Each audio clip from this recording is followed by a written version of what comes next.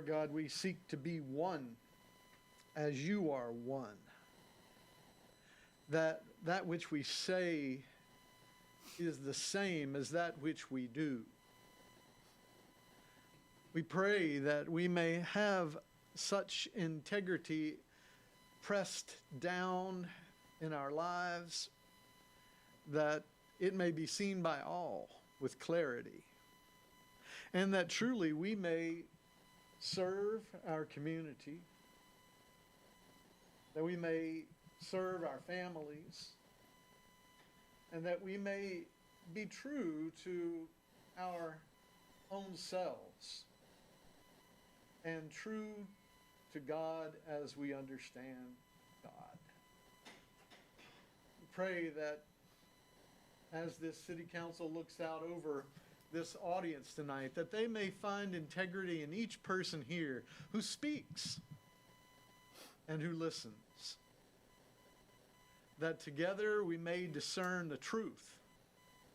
And we know that we can make good decisions and we can make bad ones that may need to be revisited.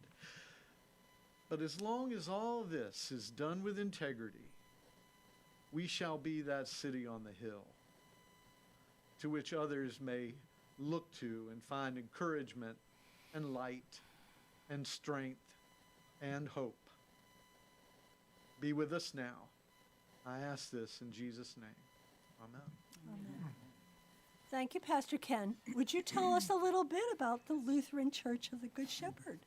So, a little excitement to share on that regard is that our congregation is celebrating its 75th anniversary this year, and particularly in October, we're going to be having several events and guests in our worship services that will help us mark 75 years in Brevard. I haven't been with them all those 75 years. I have just been with the congregation for 6. And we are big on serving our community and working with our partner congregations in this community, as well as serving local ministries like the Haven and El Centro and Sharing House and so many more. Too many to name, really. But we serve those through our budget. We also have a mission endowment fund to which we encourage people to apply in January each year, because we have some funds that can help with various ministries, and we encourage people to apply and receive a grant if possible, and also through our volunteers in our congregation who serve these organizations. So you might have seen me most recently walking down the sidewalk on Earth Day with members from 5 other congregations in our community out for a breath of fresh air to celebrate Earth Day and to highlight our care for the environment. So a little bit about who we are. Thank you, and we are so thankful that you and your congregation are here and are so involved with our community. It makes such a difference, so thank you. If everyone would please rise and join me in the Pledge of Allegiance. Attention, honor, pledge. I pledge allegiance to the flag of the United States of America and to the republic for which it stands, one nation, under God, indivisible, with liberty and justice for all. All right, Madam Clerk, do we have a quorum? Yes, Madam Mayor, you have a quorum. All members are present. Council, you have the draft agenda. Are there any proposed modifications to the agenda? Do I have a motion to approve the agenda? So moved. Do I have a second? Second. All in favor? Aye. The agenda is approved. Council, you've got the minutes of the March 6, 2026 Priority Setting Retreat. Are there any proposed corrections or changes to those minutes?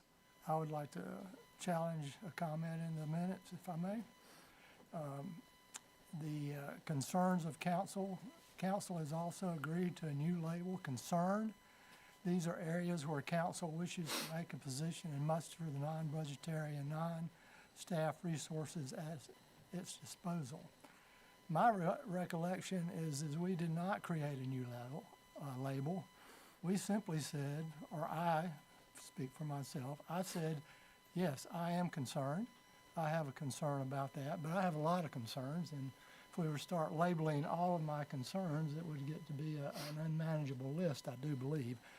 I object to this being in here because our decision was, and this was concerning the unhoused, is that we have extensive, and we actually support our local community resources to the tune of $73,000. And we have Mr. Lytle, who offered to be an intermediary on his own without being appointed as to a committee, because there is no committee at this time. So I feel like, again, I've said this many times in the last few years, is it's overworking something. We didn't say this. We did not say that we were creating a new label, and I would appreciate it if that was not how it was presented. All right, so I guess council, I need to find out if the rest of council agrees with Mr. Daniels' request to remove that section from the minutes. I'll make a motion that we table the approval of those minutes. I'll second. Very good. All in favor? Aye. The approval of those minutes is tabled. We also have the minutes of the May 4th, 2026 regular meeting. Are there any proposed corrections to those minutes? Do I have a motion to approve the May 4th minutes? So moved. Do I have a second? Second. All in favor? Aye. Okay, those minutes are approved. All right, we will move on to recognition.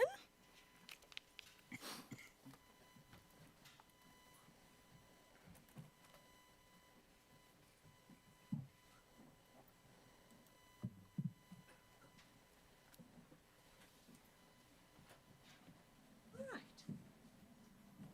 And we have a proclamation, and I am going to ask the following individuals to come join me up here. Wesley Shook, our Public Works Director. Dennis Richardson, our Water Treatment Plant Director. Aaron Winnings, our Wastewater Treatment Plant Director. And David Todd. Yes, David, you get to come up also. All right. You over here? Okay. All right. You'll see why I have all these guys up here in a minute. Proclamation number 2026-17, National Public Works Week, May 17th to 23rd, 2026. Quote, rooted in service, powered by community. Whereas public works professionals focus on infrastructure, facilities, and services that are of vital importance to sustainable and resilient communities and to the public health, high quality of life, and well-being of the people of the city of Brevard. Whereas these infrastructure, facilities, and services could not be provided without the dedicated efforts of public works professionals who are engineers, managers, and employees at all levels of government and the private sector, who are responsible for rebuilding, improving, and protecting our nation's transportation, water supply, Dennis, water treatment and solid waste systems, Aaron, public buildings, other structures and facilities, Wesley. It is in the public interest for the citizens, civic leaders, and children in the city of Brevard to gain knowledge of and maintain an ongoing interest and understanding of the importance of public works and public works programs in their respective communities. Whereas the year 2026 marks the 66th annual National Public Works Week, sponsored by the American Public Works Association.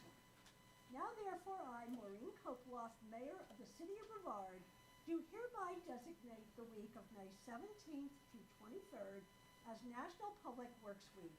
I urge all citizens to join with representatives of the American Public Works Association and government agencies in activities, events, and ceremonies designed to pay tribute to our public works professionals, engineers, managers, and employees, and to recognize the substantial contributions they make to protecting our national health, safety, and advancing quality of life for all.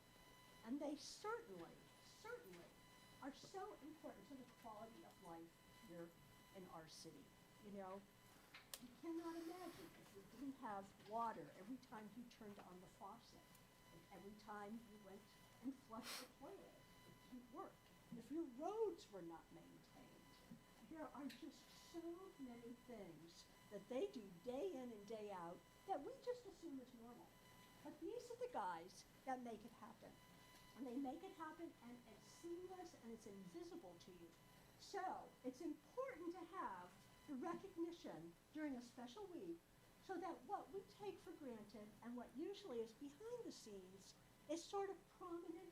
And think about the guys that are working all night, all weekend, repairing what's broken, making sure it's operating, and keeping us going no matter what happens.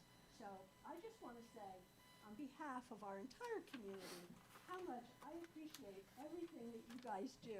You guys are amazing, and all of the folks that work for you in your departments are just so amazing. So thank you.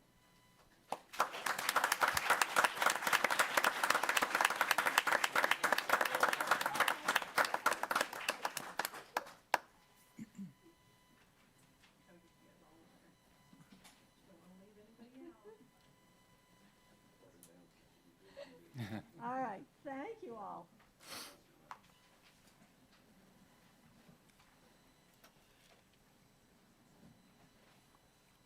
Thank you, Doug.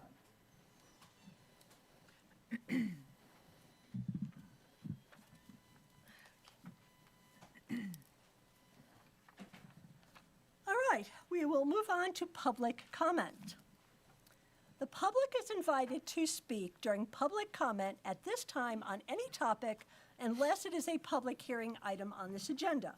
And we have 2 public hearings with separate sign-up sheets. Anyone who wants to speak must register with the city clerk, which is this.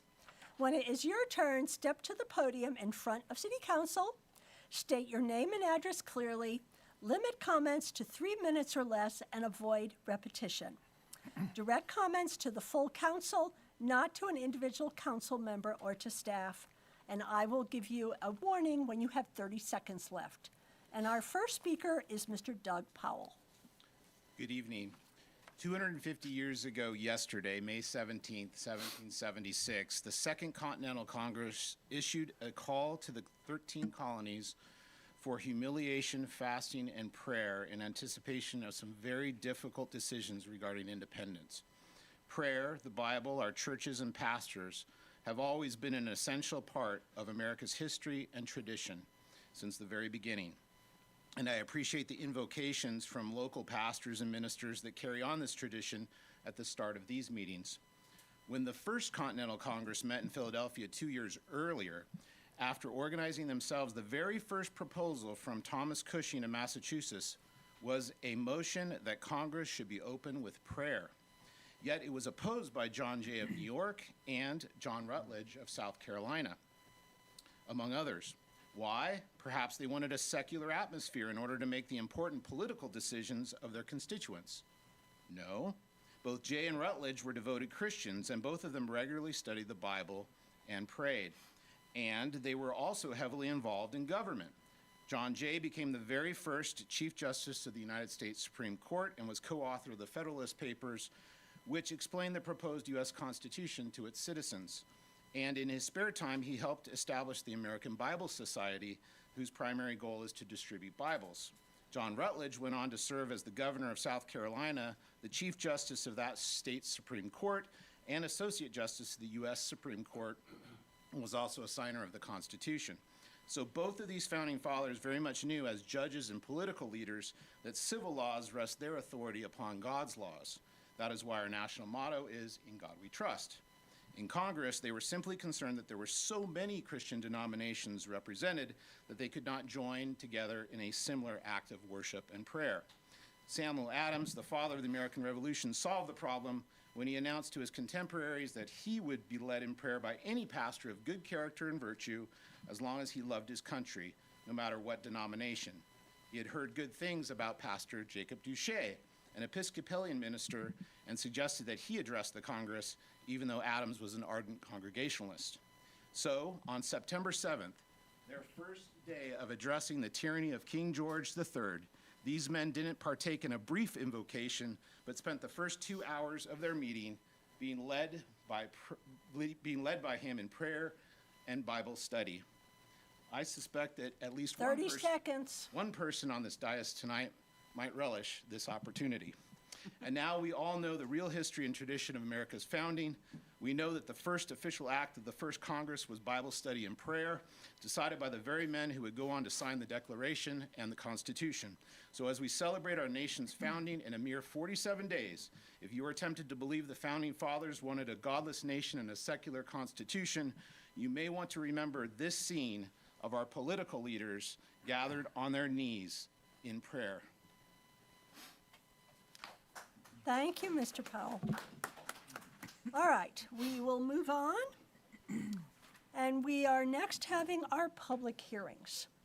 Our first public hearing is the proposed FY 26-27 budget and ordinance. And City Manager will give us a brief recap of what he presented last meeting. Yes, ma'am. As you said, I'm going to give a brief summary of what I said last meeting. I encourage folks who want to know more detail to either read the full document or go online and watch my presentation from last time, or both, if you're so inclined. The proposed FY27 budget is actually a little bit smaller than the original FY26 budget, and it'll be a lot smaller at the end of FY26 because we've added some stuff over the course of the fiscal year. But I think they're close enough, the FY26 original and the proposed FY27, that we can call them flat. Let's just say for our discussion purposes that this year's budget is flat. But whereas last year's budget reached that level because of a series of large capital expenses and their offsetting revenues like loan proceeds, this year's expenses tilt towards operational needs, and the revenues needed to pay for them need to come from our natural, normal revenue sources. The proposed budget would, by and large, maintain all service levels and enhance them in the public works and fire areas, accomplishing the goals you, council, set in your priority-setting retreat to continue supporting housing, focus on infrastructure, and support core services. The budget will see 3 positions added to the public works roster and fund a change in our residential garbage collection model that should free up additional man-hours from existing staff. Together, we hope these changes will let our public works folks catch up on a backlog of projects and be more proactive in their maintenance of our existing infrastructure. The budget will also enhance staffing at the Brevard Fire Department. The amount included in the budget proposal will either fund 1 new full-time position and enough additional part-time hours to fund additional bodies on shifts where they're most needed, or the city's 53% portion of 3 new full-time firefighters. Which option gets implemented depends on whether the county grants our request for additional funding, which we're going to talk about more later on the agenda. Finally, the budget includes an across-the-board 2.7% cost of living adjustment for all employees, which theoretically should keep them ahead of inflation. The budget pays for all this in a few ways, the most notable of which is a 2.5-cent increase to our general property tax rate, which will increase the tax bill of a property valued at $350,000 by about $87. The second notable way is via a change to certain commercial refuse fees.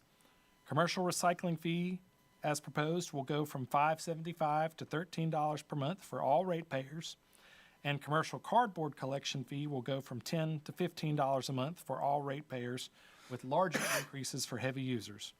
You approved these large increases in theory at your workshop when you learned that the current fee model only collects between 50 and 60% of the cost of providing that service. There are two other revenue increases that are notable, even though they don't yield significant raw dollars. First, a proposed 2-cent increase in the municipal service district tax, better known as the Heart of Brevard tax. This will yield about $16,300 in new revenue, but it's a rate that hasn't been adjusted in a decade. The second is a small increase in the amount of premium our employees who purchase dependent coverage via the city health plan pay. Currently, this cost is heavily subsidized, and this change will bring us more in line with our peer public agencies.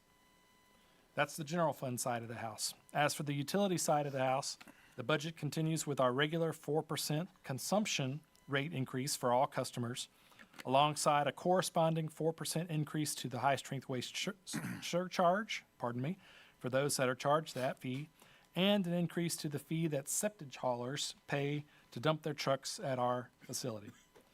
This budget, when coupled with the millions of dollars of outside funds we've leveraged over the last few years, will enable us to keep our capital maintenance program active and initiate two new efforts that will help preserve our system. First, a non-revenue water mitigation program, and a FOG, aka Fats, Oils, and Grease regulatory program. Council staff stand ready to calculate the impact that any changes that are proposed tonight have on the budget. We'll try to do it on the fly, but if we can't, we'll follow up in the days to come.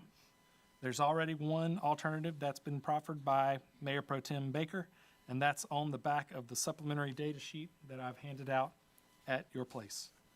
And I will pause now, and I ask that you open the public hearing. All right. A public hearing. The public is asked to adhere to the following guidelines for the public hearing. Register with the city clerk by printing your name, address, and phone number on the sign-in sheet. And could someone hand me the sign-in sheet? Thank you. When it is your turn, step to the podium in front of City Council. State your name and address clearly. Be concise, avoid repetition, and limit your comments to 5 minutes or less. And I will warn you when you have 30 seconds left. Direct comments to the full council, not to an individual council member or to staff. This is a time to provide your comments, but not to ask questions. A public hearing is not an appropriate venue for a question and answer session. Designate a spokesperson for large groups. This point, council, do I have a motion to officially open the public hearing on the 26-27 budget and ordinance? So moved. Second. All in favor? Aye. The budget hearing is now open. Our first speaker is Mr. Carl Mooney.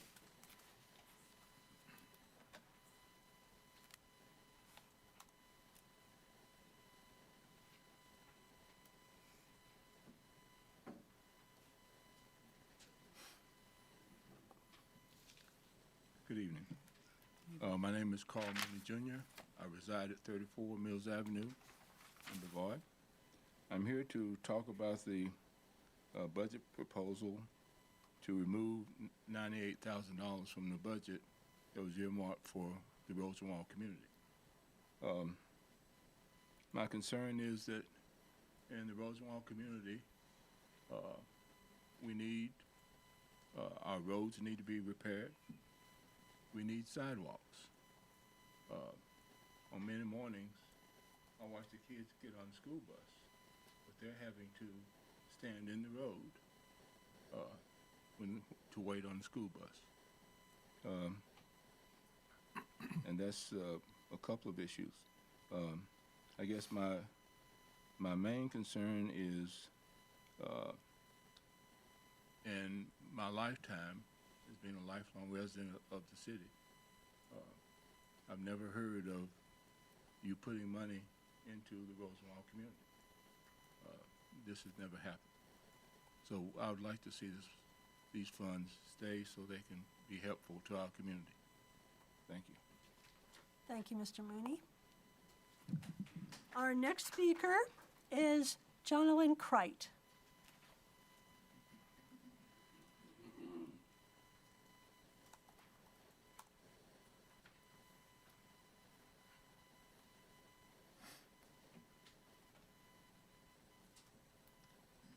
To Mayor Kopoloff and all the members of the City Council, thank you for this opportunity to come before you to speak and address my concerns. I'm also here because I've heard about the budget proposal to take the $98,000 that was proposed for the Rosenwald community and fold it back into the general fund. My main concern, like Mr. Mooney's, is that I am a product. I was raised in the Rosenwald community, and I am also a co-heir of property that is in the Rosenwald community, and I have concerns about how the infrastructure has been neglected and needs to be addressed. As he said, streets need to be repaved, sidewalks need to be repaired, sidewalks need to be installed in some areas, and my particular concern for property that I'm a co-heir of is the drainage, city drainage. I appreciate that the Public Works supervisors are here this evening, but I realize that they have to get their work orders from someone. And where our property is on Oakdale Street, the flood water is a problem because there's not enough drainage there. So my main concern is that if this funding is taken away from the Rosenwald community, that our community will not get the services that are needed, and it may be deprioritized. So I ask you respectfully to please keep this in the budget. There are many other concerns around the community that I know other people will speak on, but I just kindly ask that you keep this in the budget for the improvement of the Rosenwald community. And I thank you for listening. Thank you, Ms. Craig. Our next speaker is Sheila Mooney.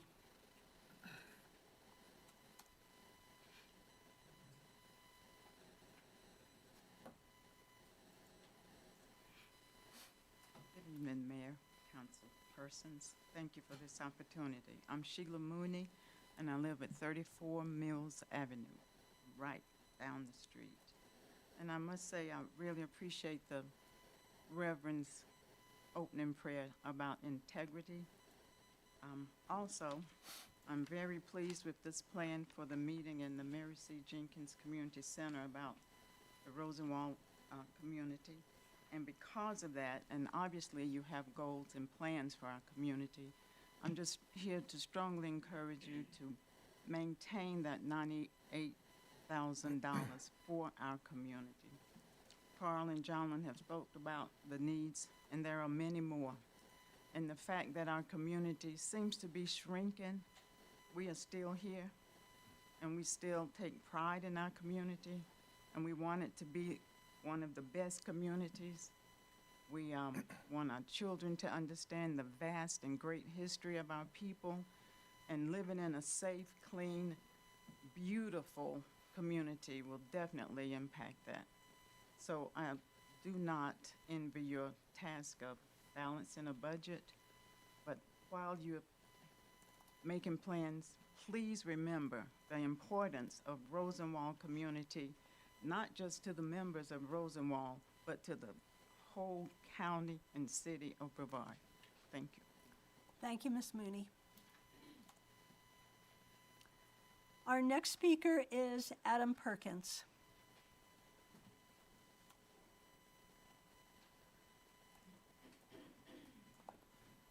Good evening.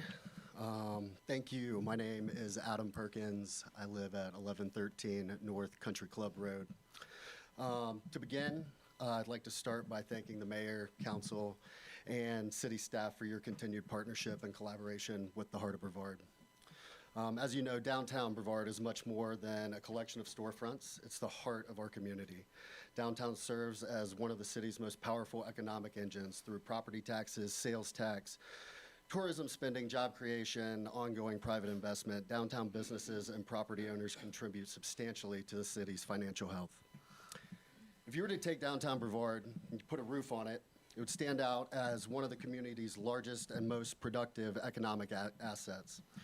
Within just a few walkable city blocks, downtown generates millions of dollars in taxable sales, supports hundreds of jobs, sustains some of the highest property values in the city, and attracts substantial private investment. On a per-acre basis, downtown produces more tax revenue and economic activity than almost any other area in Brevard.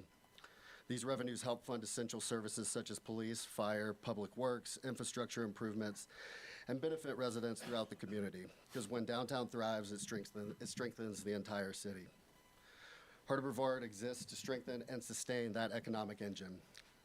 As Brevard's nationally accredited Main Street program, we use the National Main Street Center's four-point approach to economic vitality, historic preservation, design improvements, and community engagement.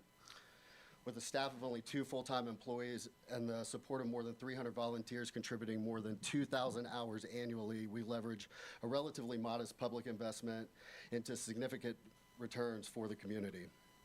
In recent years, our works helped facilitate more than $30 million in public and private investment in downtown Brevard. We administer facade improvements, business improvement grants, coordinate beautification and strategic planning efforts, advocate for infrastructure improvements, and produce free events that drive substantial foot traffic for local businesses. Heart of Brevard works closely with the city through the year on initiatives that enhance the downtown experience and support long-term economic development. These collaborative efforts include the walkability assessment, the employee parking program, downtown wayfinding and signage, and the implementation of the downtown master plan. Our signature events, including the White Squirrel Weekend, Halloween Fest, Light Up the Night, and the Brevard Plein Air Festival, attract tens of thousands of residents and visitors downtown each year. The White Squirrel Festival, or White Squirrel Weekend alone, is expected to draw more than 30,000 attendees this coming weekend. These visitors shop in our stores, they dine in our restaurants, they stay in local accommodations, and they contribute directly to the local economy. Heart of Brevard remains committed to creating a vibrant downtown that's welcoming, inclusive, and economically successful. Our board's committed to keeping these events free and open to the public, but they're not free to produce. The cost for staging, sound, lighting, bathrooms, permits, safety, accessibility, insurance, and contract labor continue to rise at an alarming rate. We recognize that this is a particularly challenging budget year for the city, and we appreciate the difficult decisions that must be made to balance and competing priorities. The current proposed budget includes both a reduction in the Heart of Brevard's nonprofit funding and a proposed increase to the MSD tax. As you consider the proposed budget, I want to emphasize that the Heart of Brevard is not advocating for an increase in the MSD tax at this time. We understand that downtown property owners and small businesses are already facing significant economic pressures, and we believe it's important to avoid placing additional strain on the very stakeholders who invest so much into making downtown Brevard so successful. We believe there are creative alternatives worth exploring before considering an MSD tax increase. One option would be to amend the existing community development contract so that the Heart of Brevard retains the full $19,000 allocation rather than redirecting $11,000 to the Downtown Master Plan Fund. This adjustment would reduce our projected budget shortfall by approximately $5,000 and provide a short-term stability while broader funding discussions continue. More broadly, we encourage the city to continue viewing downtown as a high-return investment. Investments in downtown improvements, 30 seconds. wayfinding, planning, and placemaking are not simply expenses. They're economic development strategies that strengthen property values, increase tax revenue, attract visitors, enhance the quality of life for residents. Heart of Brevard stands ready to collaborate with the city and identify solutions that preserve this momentum that we've built together over the last 30 years. Downtown Brevard is one of the community's greatest assets. And again, when downtown thrives, the entire city benefits. I appreciate you letting me speak. Y'all have a good evening. Thank you, Mr. Perkins. Our next speaker is Hannah Bowers.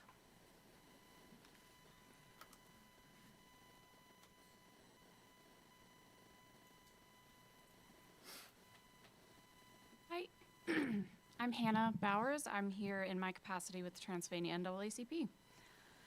To City Council members, at the previous Brevard City Council meeting, amidst discussions of budget, it was suggested that the $98,000 in the Rosenwald Fund might be reallocated for the upcoming budget. It is not the burden of the Rosenwald community to alleviate strain elsewhere in the city budget. While we understand the impulse to exercise every option to avoid raising taxes, reallocation of these funds would be inappropriate and must not be considered a viable option. Those dollars have been allocated to the Rosenwald community and should remain as such. There will be no other source of funding for critical and long overdue projects like having real restrooms at Silverstein Park. You must look elsewhere to balance your budget or implement the necessary tax increase across the city instead of defunding one neighborhood to make up the deficit. Thank you, the Transylvania NAACP. Thank you, Ms. Bowers. Our next speaker is Rodney Locks.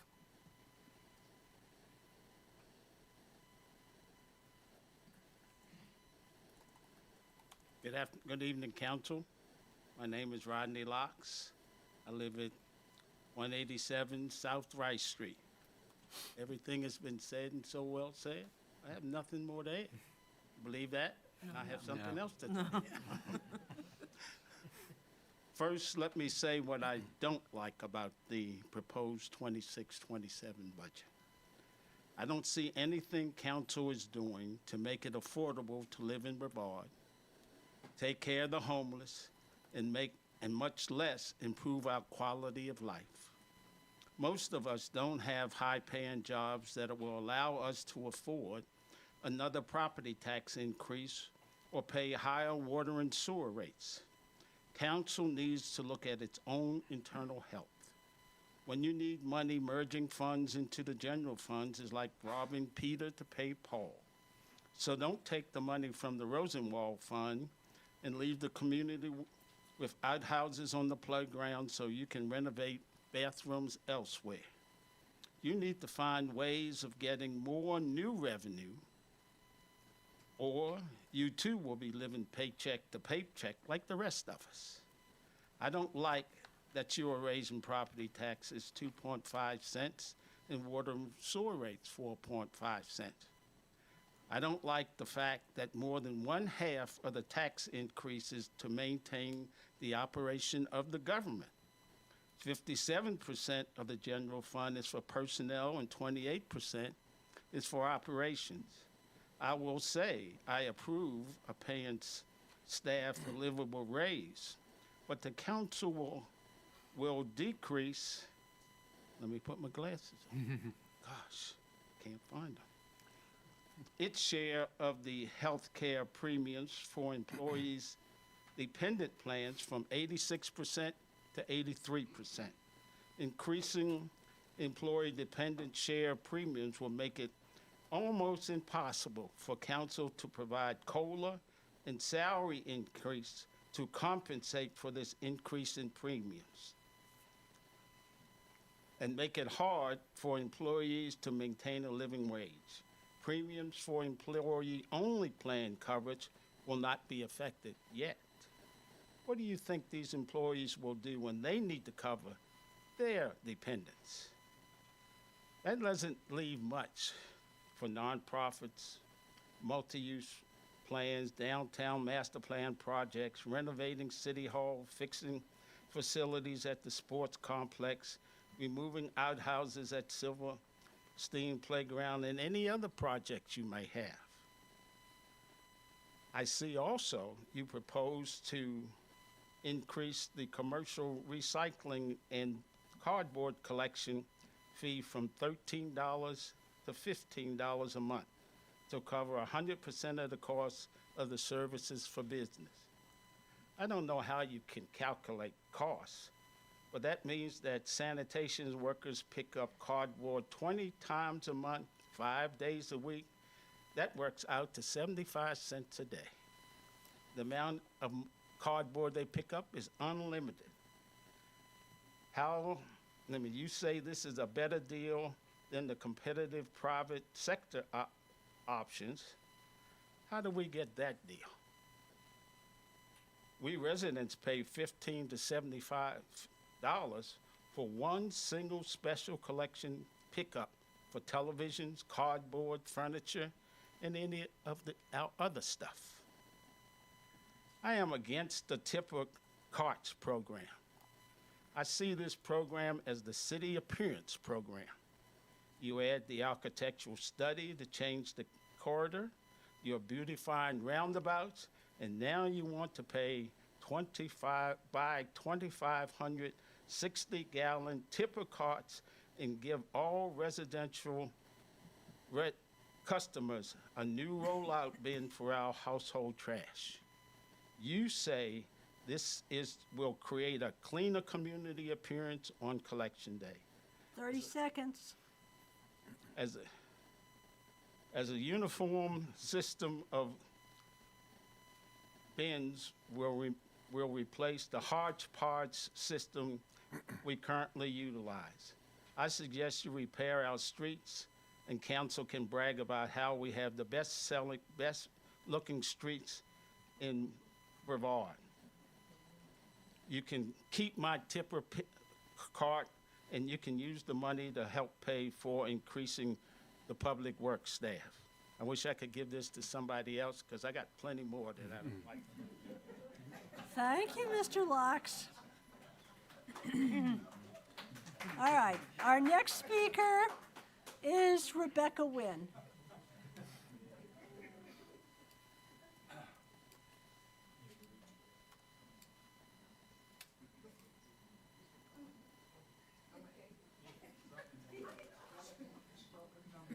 Okay, my name is Rebecca Wynn. I live at 180 Duckworth Avenue, and everybody said what I wanted to say. Thank y'all for allowing me to speak. So I'm gonna take over where Rodney left off. Speaking of public works, they are seriously understaffed and overworked sanitation. Asked for 7 people to talk them down to 4. And at the end of the day, you are offering 2 buildings and grounds in 1 street. 0 sanitation. Maybe with this increase, we can fix facilities, landscapes, and repair the sidewalks. With the tipper cart, sanitation workers may still be shorthanded and overworked, but council think they will eventually become healthier. Next, your budget, you budget the city's share for 3 additional fire workers and hope to get the other 47% from the county commissioners. The city fire department really needs to maintain a level of service expected to save lives. I favor including the community share in the budgets first and hiring the 3 firefighters. You do trust the county will reimburse you. How the county gets the money is of no concern as long as they repay you. All right, let me not forget the 4.5% water sewer rate increase. If you live in the city and will pay $27.30 basic charge for service of water, sewer, garbage, recycle, meter plus city water service, and $20.52 for the first 1,000 gallons, and if you live outside the city, basic charge is $41 and then $30.88 for the first 1,000 gallons. That is a hit to our pocket every month. Since garbage collection is based on a 32-gallon container, does that mean when you give residents a 96-gallon container, will this cost us more or is it free of charge? I suspect council will do a budget amendment sometime this fiscal year and start implementing the chief of police recommendation. That it, Rodney? Yeah. Thank you for your time. Thank you, Ms. Wynn. All right. Our next speaker is Kellen Height.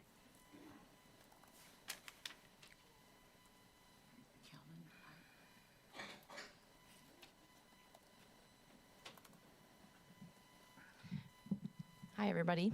My name is Kellen Haight. My husband and daughter and I live at 200 Carolina Avenue in Brevard. I'll try to keep it short and sweet. Maybe not sweet, but short. 2 years ago, last fall, I requested the placement of 2 stop signs on Carolina Avenue, used as a cut-through to Rosman Highway and a drag strip. Traffic studies conducted last year found 30% drivers committing ticketable offenses, 3,000 vehicles per day passing through, and a top speed of 57 miles per hour. The city then created a plan to install 4 speed cushions at a cost of $14,000. You all have deleted this item from the 2027 budget consideration. Just last year, 13 speed cushions were installed on Brevard Street at a cost greater than $50,000. By deleting our project from budget consideration, not only are you not representing or advocating for us, you are perpetuating an insidious inequity that has been experienced by our neighborhood for decades. Physical safety is a basic human need. My neighbors and I do not feel safe. We do not feel safe pulling our cars out of our driveways, walking down the street, checking the mail, or letting our children play. This project is important and necessary and should not be classified as voluntary. I implore you to reconsider and vote to include this modest project in next year's budget. This coming year, I apologize. And if there is truly no money to be found, please consider the following. Redistribute 2 or 3 speed cushions from the Brevard installation. Or, better yet, and cheaper still, is give us the 3-way stop that was requested 2 years ago. Thank you. Thank you, Ms. Haight. Our next speaker is Anthony Garden.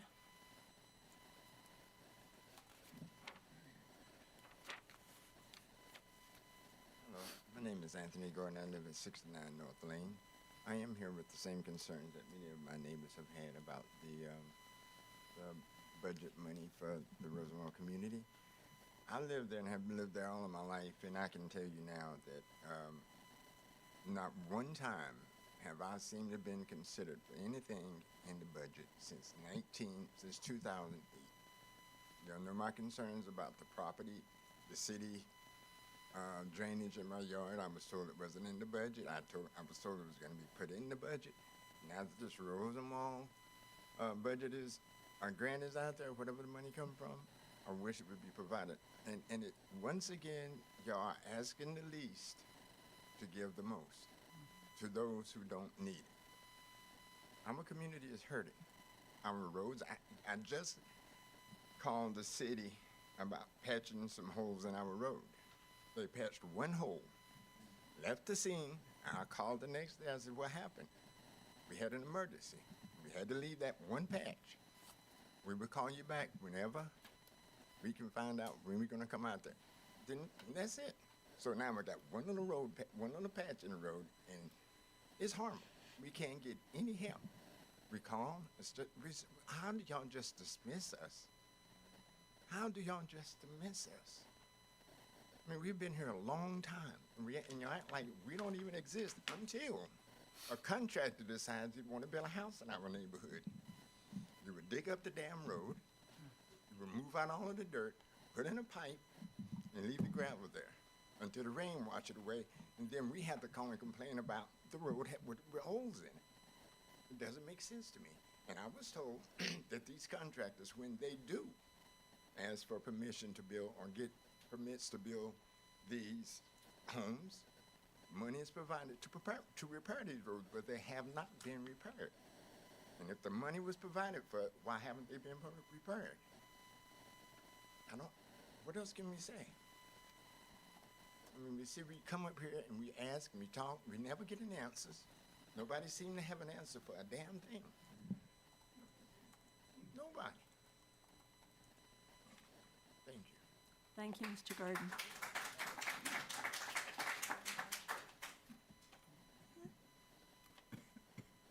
All right, I'm having trouble reading the next name here. I got nothing. Parker? Patrick? Patrick? Okay. Okay, all right, sorry. That one, one? this Okay. one, yeah, I couldn't, yeah, Patrick. Well, but, sir, your last name was Whiteside. Okay, thank you. Patrick, wait. Okay. Next one after that is Mr. Harvey Sankey.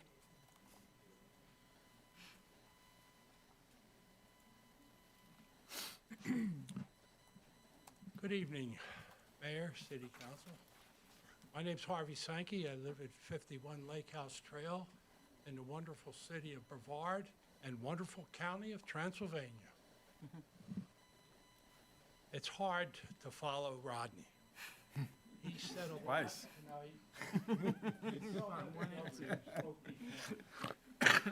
They spoke with integrity, spoke the truth. They have issues that you should all pay attention to. Property tax increases, they don't stay contained.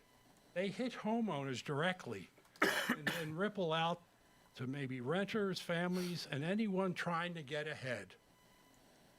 You can have a stable payment one year, and then suddenly your escrow jumps for property taxes if you have a mortgage, and you're paying significantly more each month.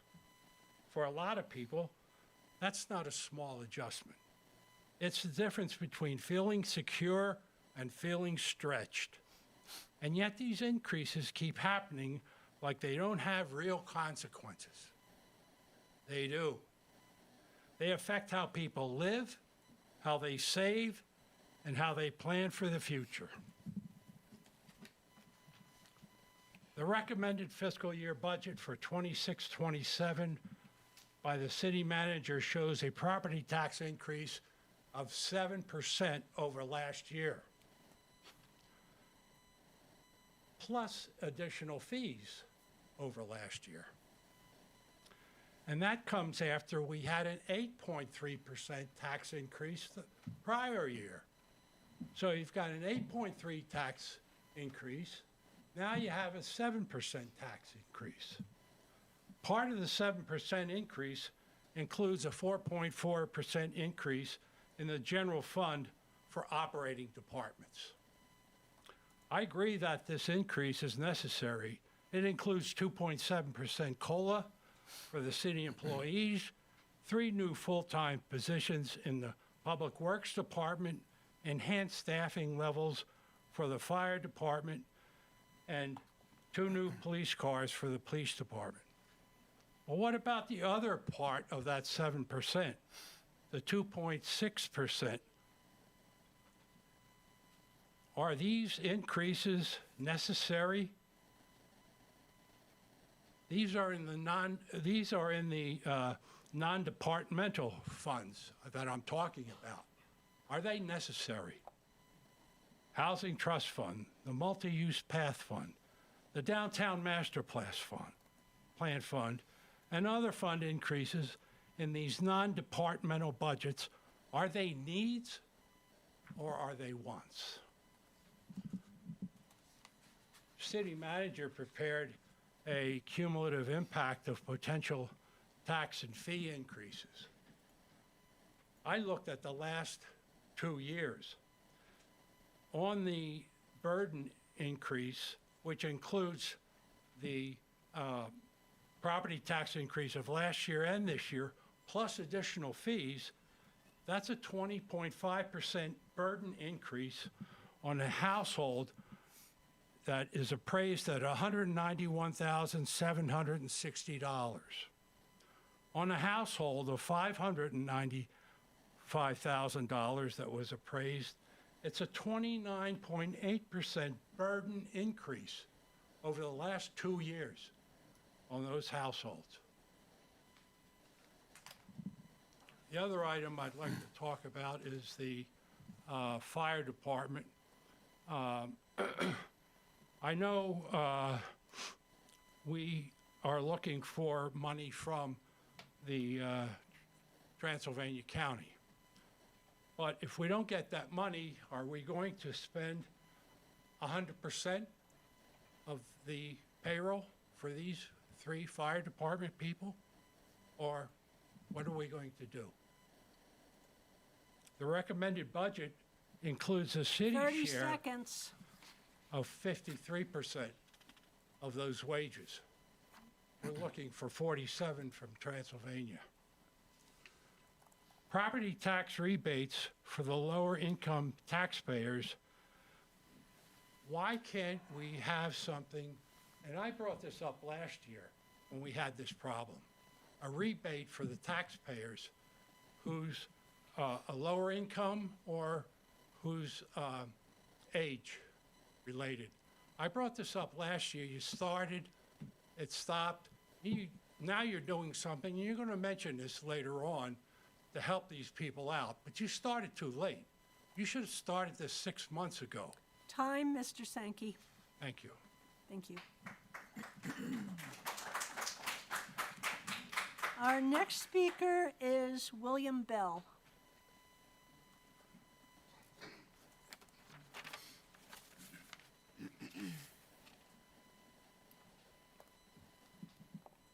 Thank you, City Council, Mayor.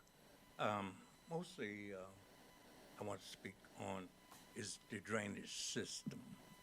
And I think we do need to keep this budget at the Rosenwald. I'm William Bell. I live at 75 White Oak Lane here in Brevard. I've been here since 1982. And I have a very bad drainage system over in our area. The city has come out twice and they looked at it and they walked away. The streets, when they dig up, put in new pipes for the new homes that they put in our area, they just patched it. Well, we got holes now because the holes where they dug up have not been refinished or fixed over again. So my thing is flooding in my area and the playground. When it rains, I go down to the playground because I know it's gonna flood. It's worse in my yard because we have no drainage system. I think this $98,000 that they're talking about taking from the Rosenwald community be left alone. We need some help in that area. If we move out, then you're gonna put another home there and they're gonna have the same problem. My request is, and I think you're doing a good job, but please don't make promises that you're not going to keep. Thank you. Thank you, Mr. Bell. Our next speaker is Serena Sackett.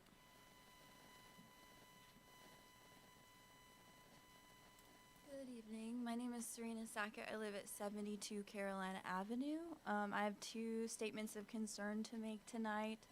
The first is the removal of funding for the road speed bumps on Carolina Avenue. I am afraid to walk on the street at night because people literally floor it through that road. There are currently 2 tire marks on the road. One of which I witnessed someone speeding so quickly and was so surprised by the stop sign that they had to brake really hard to make it. I have to put on my hazards to pull out of my driveway. And really even during the daytime, I'm afraid to walk my dog or my partner's daughter, have her bike around the area. So I'd really appreciate it if the funds stayed for that purpose. It feels like the area isn't being considered as much as other areas in the city.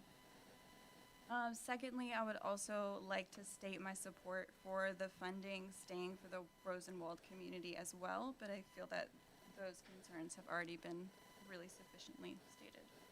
Thank you very much. Thank you, Ms. Sackett.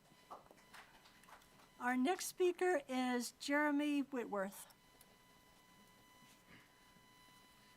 Good evening. My name's Jeremy Whitworth. I live at 72 Carolina Avenue, which I think Kellen aptly called drag strip.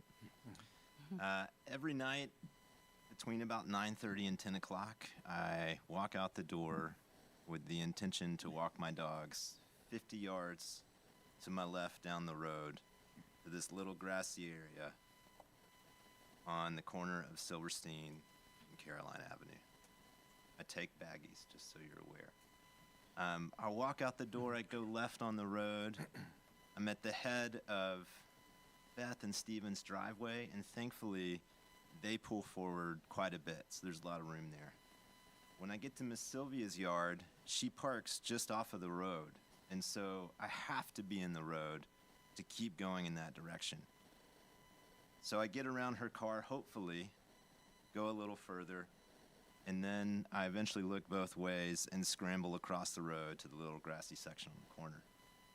When I turn around, after the dogs have done their business, I then begin to make a new plan of how I'm going to get back to my house.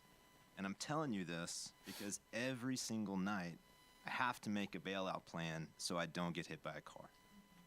Last week, 3 times, myself or my dogs almost got hit by cars going too fast down that road. It's $14,000. I'm a small business owner. I have 2 employees. One of them is myself. I spend more than $14,000 a year on workers' comp insurance alone.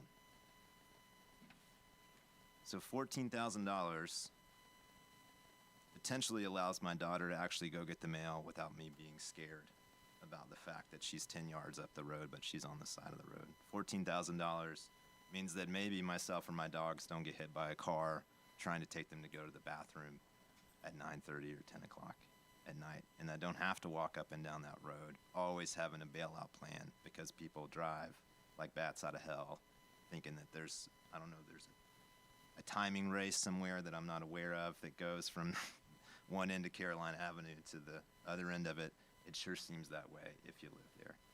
So my ask is that you look around and you find $14,000 and get us some speed bumps so that I'm not in here in a wheelchair next time saying, hey, can we have it now? Because I get hit by a car. Thank you for your time. Thank you, Mr. Whitworth. Our next speaker is Ella Jones.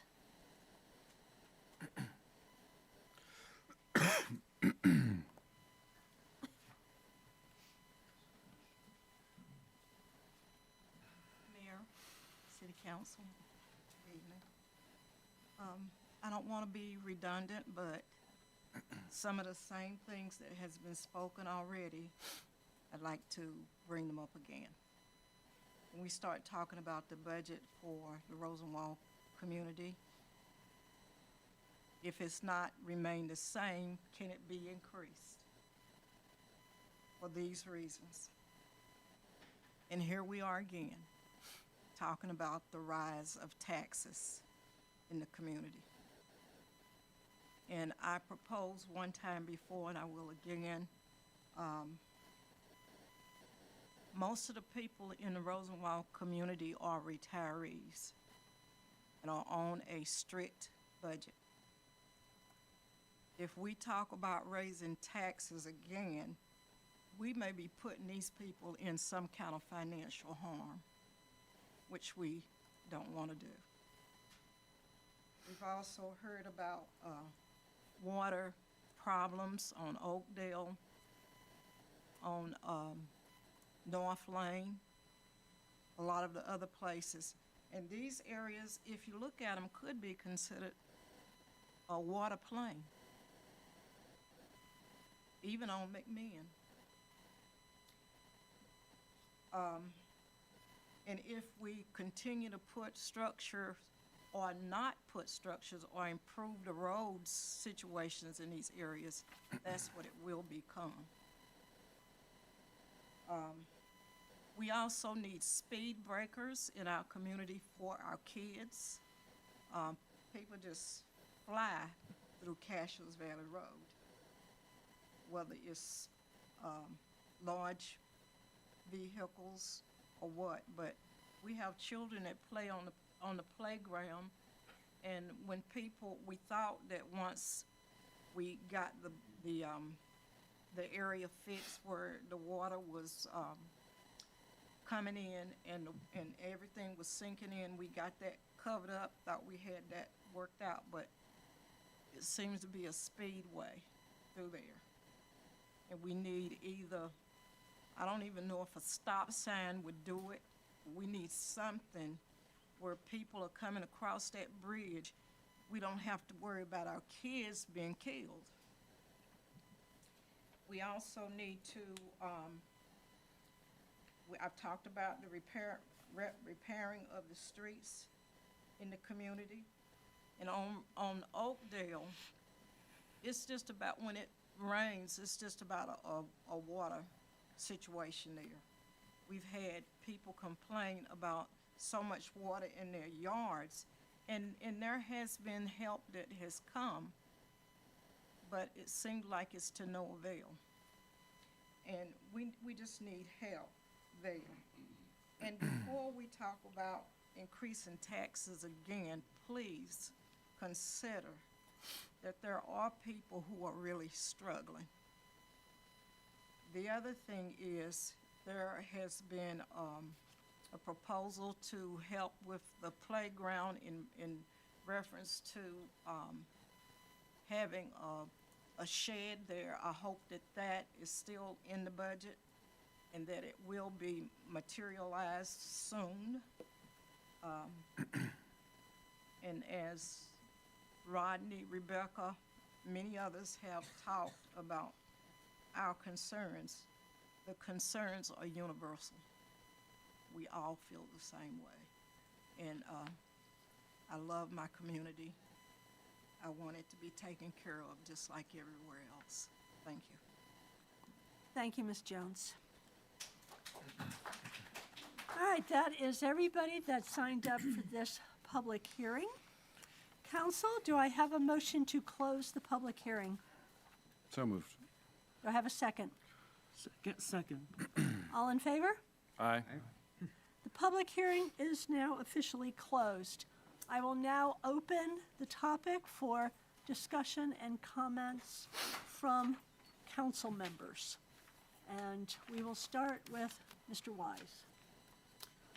I just want to thank everyone for coming and speaking to us. I don't know if you appreciate how valuable it is that we hear your voices.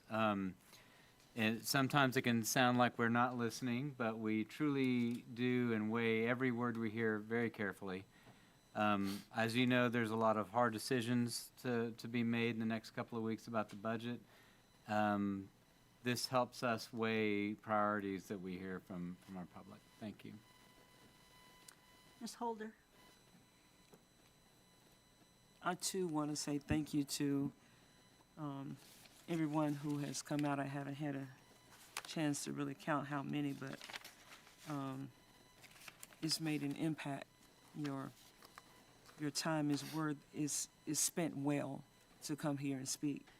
I hadn't thought about or didn't know of kids standing on the roads waiting for the school bus. The flooding that has been spoken of, the shed that needs to go to, or the shelter that needs to go to Silverstein, and a bathroom. I think we're the only park in the city at Silverstein that does not have a bathroom. And we don't want to continue to do outhouses or whatever it's called, porta-johns. Yeah, we're way past that.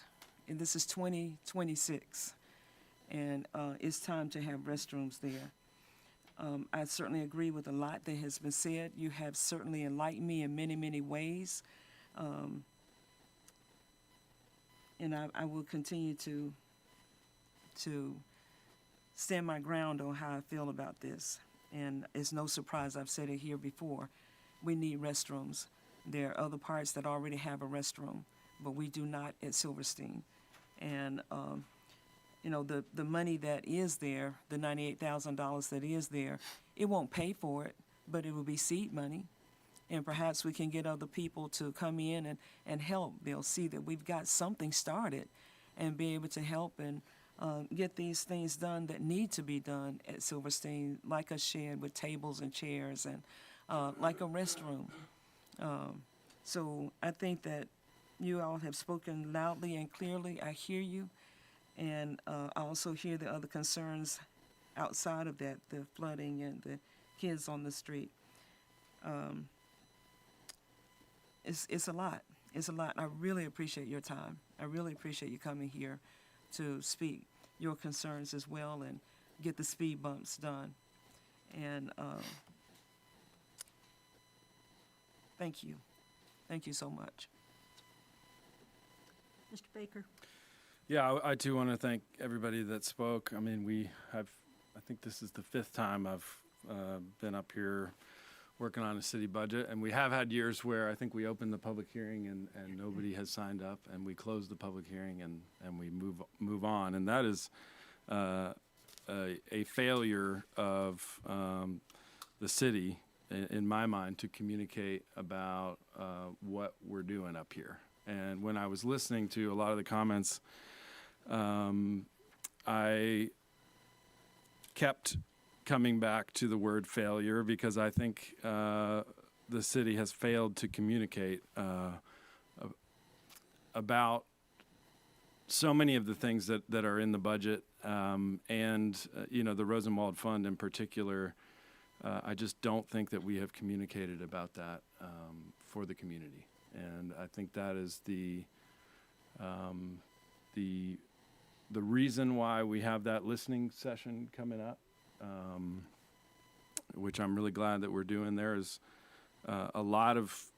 many things going on. I live on the outskirts of that community over on McMinn Avenue, and there are a lot of changes happening. Some that have to do with the city, some that have nothing to do with the city, but we owe it to that community in particular to fully communicate the things that we have control of and hear from them what their priorities are and where they would like to see additional funding. That $98,000, I do want to ask the city manager to, and we may not have to do this right now, but if you would like to do it right now, we can, but to fully explain where that $98,000 came from, and just track that for us so we know where that funding is from. Yes, sir. Yes, ma'am. Mr. Lytle, if you'll pass those down. So at the end of every fiscal year, usually in June, we do a series of what I call cleanup amendments. And it's budget amendments, journal entries, just accounting moves to move money around, say from a department that was a little bit under budget to one that's a little bit over budget, to book revenue that we got in, unanticipated revenue we get mid-year, and to just clean up our books in preparation for year end. And so last year on the 16th of June, our last meeting of the fiscal year, we did a series of those amendments. I think they were on consent. And one of those was to make a $100,000 general fund contribution to the Norton Creek Stream Bank Restoration Project in anticipation of overages in the construction contract. That money was put in Fund 82, which was called also known as the Rosenwald Fund, because that is where the money to fund that project was parked. It turns out we didn't need that $100,000 extra because, for once, the project came in on budget. But it was never redirected after it was parked there, and we realized we didn't need it anymore, and so there it sits to this day. And so you can see the document that memorializes this budget amendment in front of you, and it's pretty clear what the council's intention for that money was, and that was to offset anticipated overages for the construction of the Norton Creek Stream Bank restoration. Yeah, and I'll just say, that's a lot of jargon and bureaucratic speech that I understand, because I was up here and I supported this, I'm sure, at the time. But to the public, and this is where the city failed, we did not communicate to the public. And what the public sees is $100,000 in the Rosenwald Fund. And, you know, whether we like it or not, or staff likes it or not, that is perceived as a promise. And it's as someone who is here every day, hours of the budget pouring into it, I can say, you know, I can look at this paper and track it and say, well, you know, it was overages from this project that got completed, and that's money that, you know, is now, you know, not assigned to anything, but the staff put it in that fund, and we did not communicate well enough about where it was coming from, and that represents a promise that now I think I don't know how we do anything with that money other than assign it to the Rosenwald Fund. So, and I as a person who has advocated for, you know, we have a lot of serious needs all over the city, and we certainly could, you know, within the budget framework, you know, $100,000 is a half cent on the tax rate. So that is a substantial amount of money. But to me, we failed in communicating, and we have now represented something to the community that we have to follow through on that. Now, unfortunately,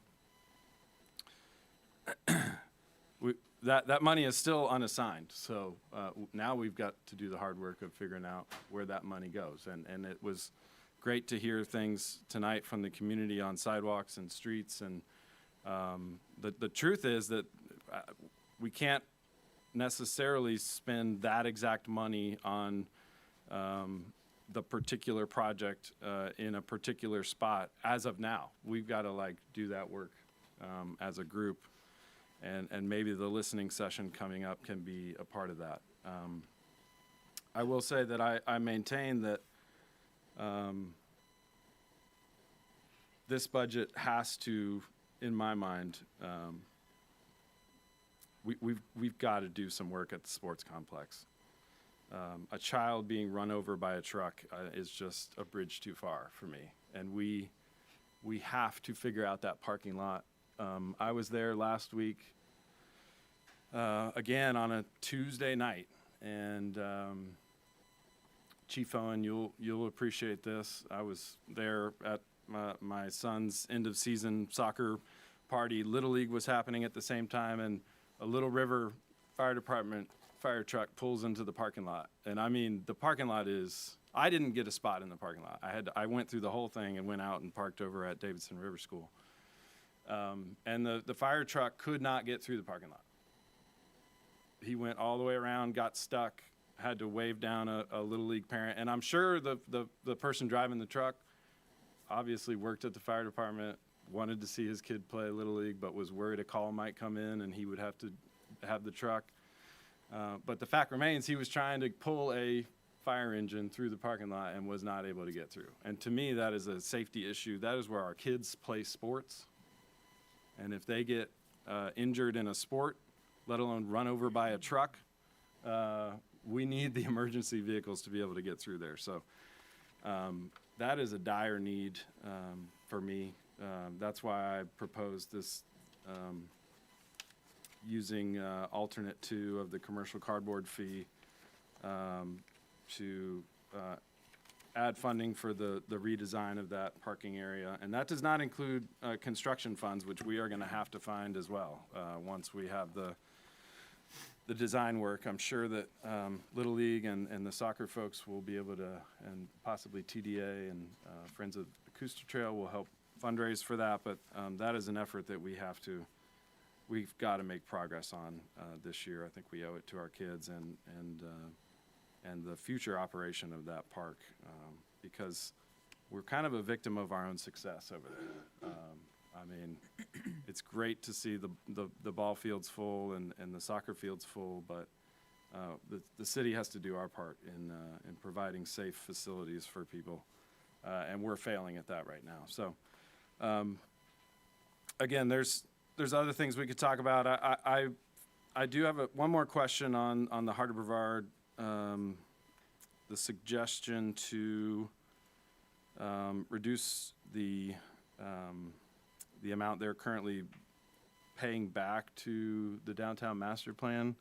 I think it was stated that that's part of a contract currently. So how easy would that be to change, Wilson? Is that part of the contract, or is that just something we do? Okay. Okay, So so it if wouldn't be it is violating the not a contract. part of the contract, then I would suggest that we take that suggestion. I don't think that gets us all the way there on the 2 cents. So I think we may still have to see an MSD tax increase of like half a cent or whatever that calculation is. But I think we could reduce that and take Heart of Brevard's suggestion on that. But finally, I'll just say, you know, I've been a little hard on staff up here talking about failures to communicate, but I understand also, having been through this process multiple times, that this budget, it takes a lot of effort to put a budget together. It is difficult to communicate these days and this day and age. I think we've done better. You know, part of 4 years ago, we hired a public information officer, which is not something we had previously, to try to improve our communication. I think we're doing better, but we obviously have more work to do. So I think those are all my comments at this time. Mr. Daniel? I too appreciate the comments that have been made tonight. They've given me some food for thought and kind of realigning some of the things that I was thinking about. I would like to address one thing as, you know, it's probably politically expedient for me not to say this, but I am. I served on the Mary C. Jenkins task force that the city joined in with members of the Rosenwald community and the Mary C. Jenkins board. And when I hear respected members of the community say that the city hasn't done anything for the Rosenwald community, I don't get it. I worked my butt off on that, and a lot of people here did, and we put a lot of money into the Mary C. Jenkins Community Center. We put in the Silverstein Playground. We put some money there. We put effort. We concentrated on that community over the last 5 years, probably more than any other area of the city. And to say that we haven't done anything, I mean, literally, I heard somebody say we haven't done anything. And we have. I'm sorry, we have. And I just want to say that because, you know, that kind of hurt my feelings, I'll be honest. Because I felt like we did hard work and put real money in there. To Aaron's point about promises made, because I made this comment, I believe, at the last meeting, that we've made a lot of promises that we're not going to be able to keep. We promised the Heart of Brevard, or the downtown master plan, that we'd be putting $100,000 into their account several years back. We're putting 11% of that into that account. It's a decrease, Harvey. It's not an increase. A serious decrease. So is the parks and trails. Most every service of that type across the board is getting cut. And I understand that. You know, times are hard, you know. There's not money to spend on all these things. But it's not an increase, and it's not. These other plans share the same pain that the Rosenwall community is sharing. So I don't want to dismiss that pain, but I don't want to deny that others are feeling the same pain. You also mentioned the Heart of Brevard repayment of the $11,000. As I'm on the downtown master plan, I would like to know what the cost of a grant writer for the downtown master plan committee would be before we make that decision on whether or not the downtown master plan gets the funding. Because the downtown master plan, that grant writer was not funded in the budget. So if it gets paid for, it's going to be paid for by the downtown master plan committee. And I would just like to make sure that we have the money to do that. So, but again, thank you for all the comments. Mr. Lytle? Great. Thanks, everyone, for coming with your comments. This is the first time I'm sitting on this end for public comments for budget. Didn't know what to really expect. But as I was listening to everybody give their opinion, one of the things that is positive is that you gave an opinion. Because if you felt that your voices wouldn't be heard at all, that it didn't make a difference, you wouldn't be here, to say your piece. So I take that as really positive in that you're entrusting in us to make those right decisions then, and they are very, very tough, as you can imagine. Me as a philosophy, knowing, and all of us, I don't want to speak for everyone, but all of us in the room, I guess, understand, some of the real, issues and issues of budget and issues of finances, and it's not going to get any better anytime soon in terms of economy. So what I think about is, and I said this at the retreat, is in those times to me, you look at essentials. What's essential in everyday life? And I know that, I grew up on Carver Street, and there's a sidewalk in front of our house that when I was 8 years old, it was newly poured. And there were some next door neighbor kids that walked on that concrete, and the footprints are still there. And I like to think of myself as a young man, but I'm not that young. It's been decades. So, and that's also, by the way, in Rosenwald. So for me, when we talk about investing in community, I agree with that. But also I think we look at what is absolutely essential. Roads and sidewalks are very, very essential. They're also very expensive. And I think it's also important to see the connection between some of the decisions that are being contemplated. Adding additional manpower to public works leads to projects like that actually getting done. And so if we take that into a vacuum, it's just, let's just hire more folks. Well, why are we hiring more folks?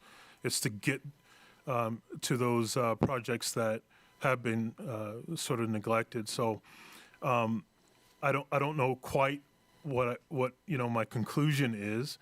I know I've got to, contemplate and take back some of the comments and really think about the budget, but I did just want to say thank you for comments. And I think in the end, there'll be someone unhappy, and we all know that. But I hope that we can come to a budget that at least takes care of our essentials and makes sure that everyone's safe and has a safe space to live in. Thanks. Thank you, Mr. Lytle. All right, that concludes the comments on our public hearing, and we will take a 10-minute break at this point. Are you seeing the issue?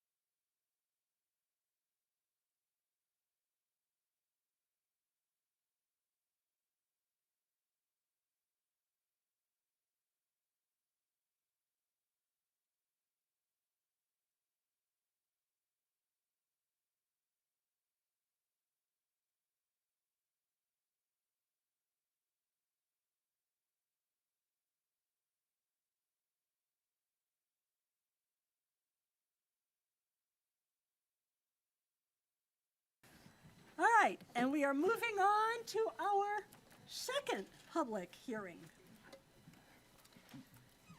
on the proposed amendments to the City of Brevard Unified Development Ordinance, Chapters 2, 5, 8, 10, 11, 12, 13, 14, 16, and 19, Regulations for Nonconformities. And we have Emily Brewer going to walk us through it. Thank you, Emily. Yes, ma'am. Thank you. This is working. Yes. Thank you very much. I have a presentation. I will keep it as brief as possible.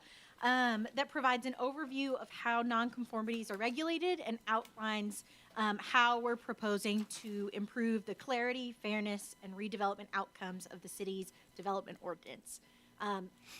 The reason why there's 8 chapters that are touched is because nonconformities affect every element of our development review process.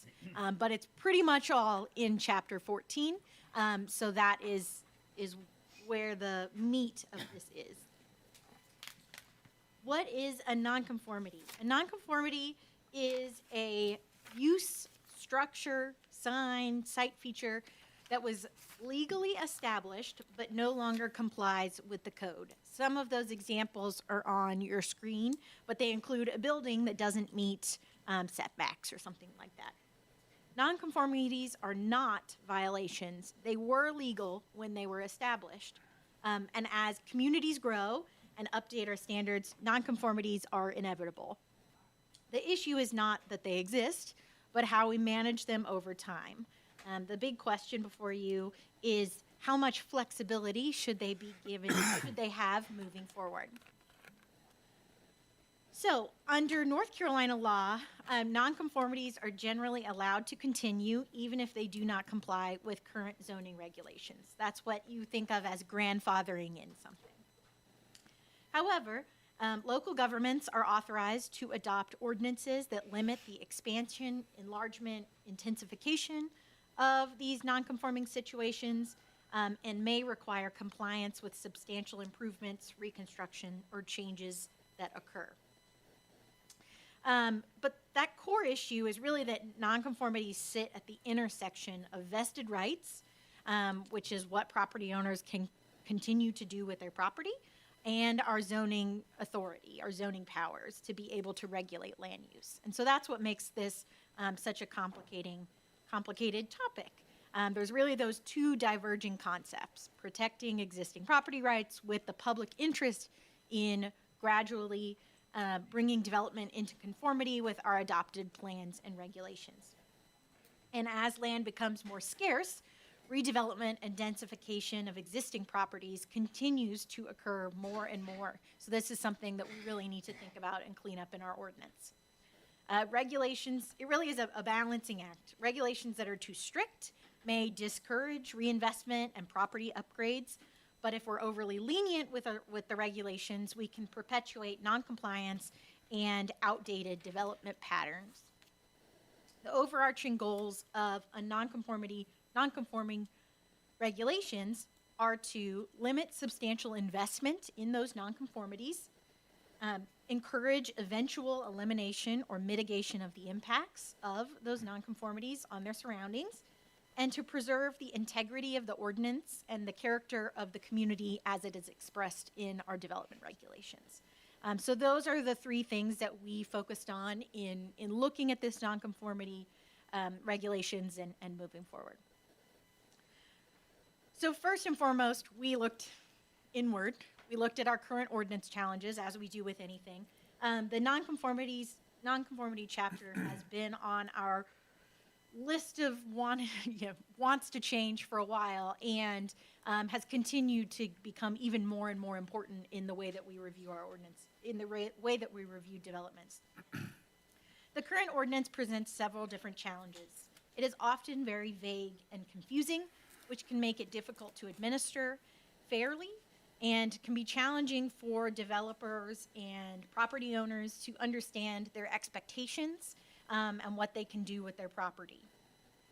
It also uses very ambiguous phrases such as to the maximum extent possible or increasing the degree of nonconformity, and conflates nonconforming uses and nonconforming structures, and there's a lot of contradictions.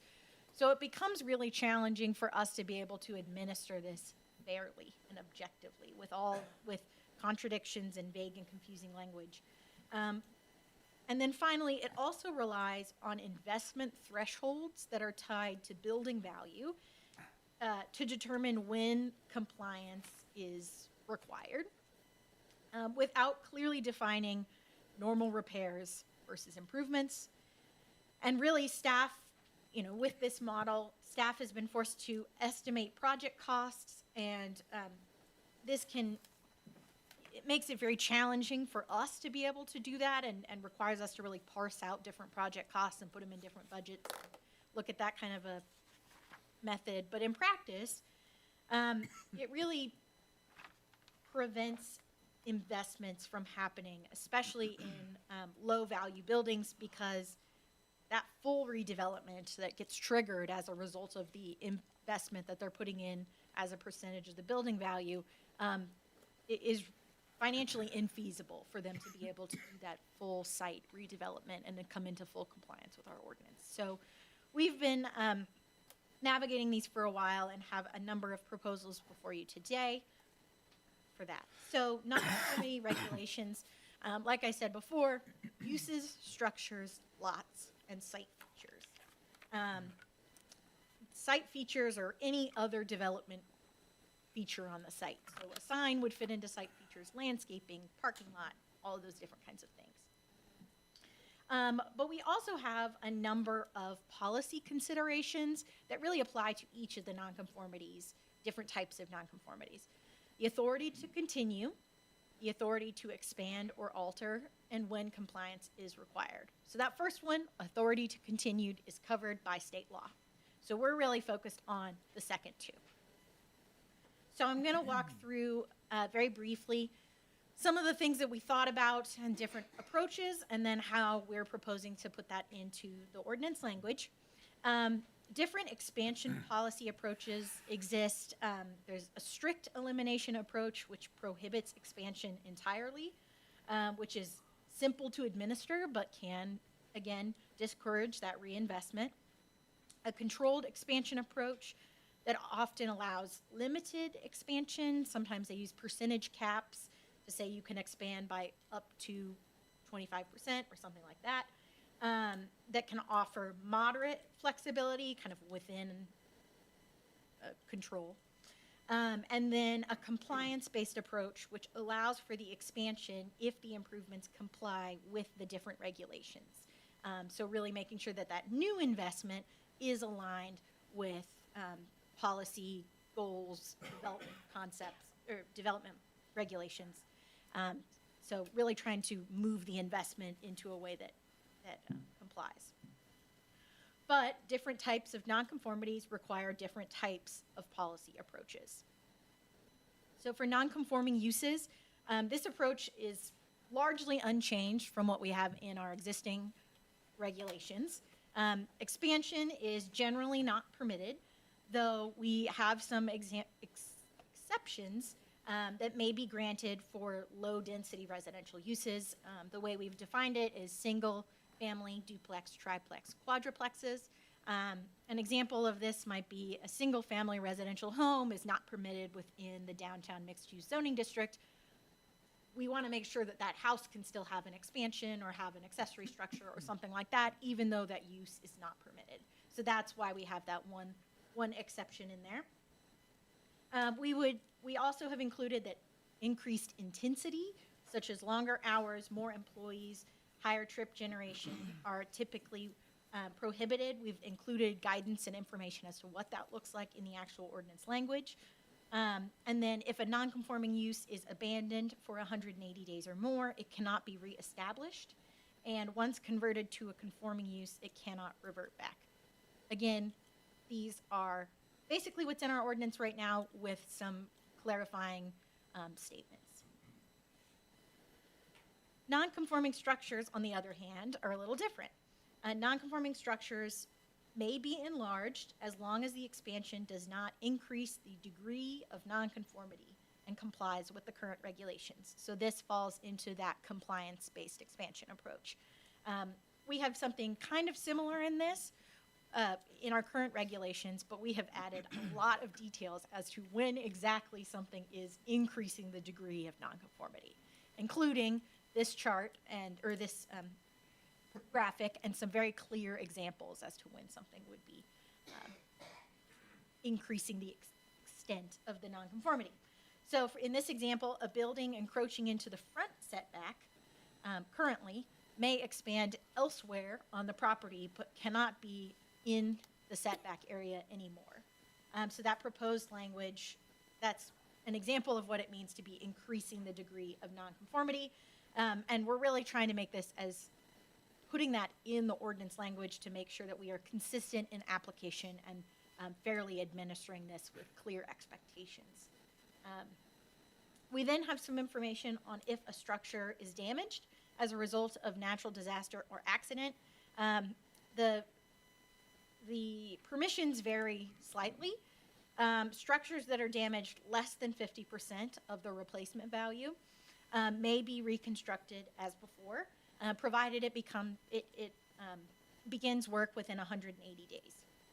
If the damage exceeds 50%, or if they have not met that 180 days threshold, it cannot be replaced or reconstructed as pre-damaged and must be built back conforming. This is pretty consistent across most of the other municipalities that we've used, that we reviewed as part of this process, and seems to be successful in addressing non-conforming structures in this way. Some other notable distinctions: historic structures are not currently included in our nonconformities chapter, and so adding in that they are allowed to be altered or expanded if they meet the setback requirements, so long as it's approved by the Joint Historic Preservation Commission. That's something that we added in there. And then this element of manufactured homes is in our ordinance right now, but I wanted to highlight it as it is a notable distinction for a nonconforming structure. Manufactured homes cannot be replaced if they don't meet the ordinance requirements. This means that they don't meet the definition of manufactured homes that's set forth and the regulations set forth by HUD, if they don't meet setbacks, or if they're located outside of the manufactured home overlay district. That is currently in the ordinance, but cleaned up and made more clear as well. Other nonconformities. Non-conforming lots, in our ordinance, the way that we, the way that we calculate density really does not affect, does not create a non-conforming lot, because we made a lot of changes to create more flexibility in that manner. And so when we're talking about non-conforming lots, it's not about size, it's strictly about the amount of street frontage. So we have in the ordinance right now that those non-conforming lots are allowed to be developed if they have evidence of a deeded right-of-way or an access easement. So that would be a minimum requirement for us to be able to permit development on that lot, to make sure there's a way to get to that property safely. And then if the property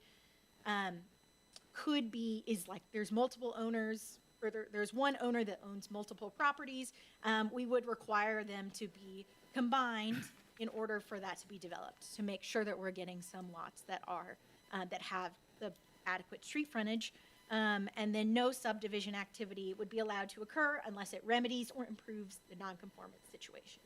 So there might be an instance where a lot has no road frontage, but there's a way to maneuver it and property line adjustments that can get it 10 feet. Well, if we require 30 feet of road frontage, 10 feet is much better. And so trying to look at how we can make small improvements where possible to be able to grant that street frontage and that access for people, for emergency services, things like that. Non-conforming site features include accessory structures, fences, signs, parking areas, landscaping, lighting, buffers. Those must be brought into greater compliance when they're modified. So if you are going to make improvements to your or changes to your landscaping, we have to make sure that they comply with the ordinance. So we would require that anytime you're making changes to your parking areas, for example, must be brought into compliance, really better than it was before. And then the administrator also, we did reserve the right to require changes to site characteristics that endanger public health and safety. This is one that comes up sometimes specifically related to number of driveways or things like that. We wanted to make sure that when it comes to public health and safety, that authority is still granted so that we're able to do that. So that is for expansion and alteration of nonconformities. The next item is about compliance thresholds. So this is really the bigger issue here. Compliance thresholds determine when a development of or a reinvestment in a property requires compliance with other standards. This one is probably one we use every single day. If not every day, most of the days. So there's really 3 different models that we looked at across various other municipalities. The first is a redevelopment trigger. This is what we currently have in our ordinance, and many other municipalities have this as well. Properties are required to meet the current zoning and site design standards whenever redevelopment occurs. So if there is a construction of a new principal building or a major structural expansion, really trying to say, you're not going to have any of these smaller gradual compliance, but have one trigger where you have to bring the whole property into compliance because you're making such a redevelopment, you're making such an investment. Like I said, this is pretty common, and this avoids forcing full compliance during minor repairs. So if you're making some small changes, or minor repairs or some small changes, you would not be required, you wouldn't hit that redevelopment threshold. But this, we've seen here in Brevard, and what we've seen as administrators of this ordinance, is that it's very challenging for low-value structures and can very often disincentivize investment because people do not want to trigger that full compliance.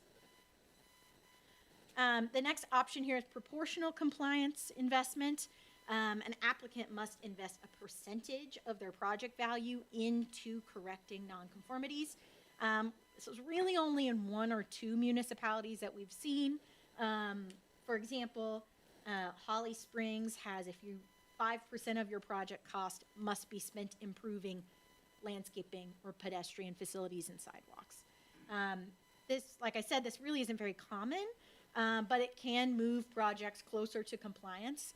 It would be very difficult for us to administer fairly and objectively and be able to come up with a defensible strategy around this.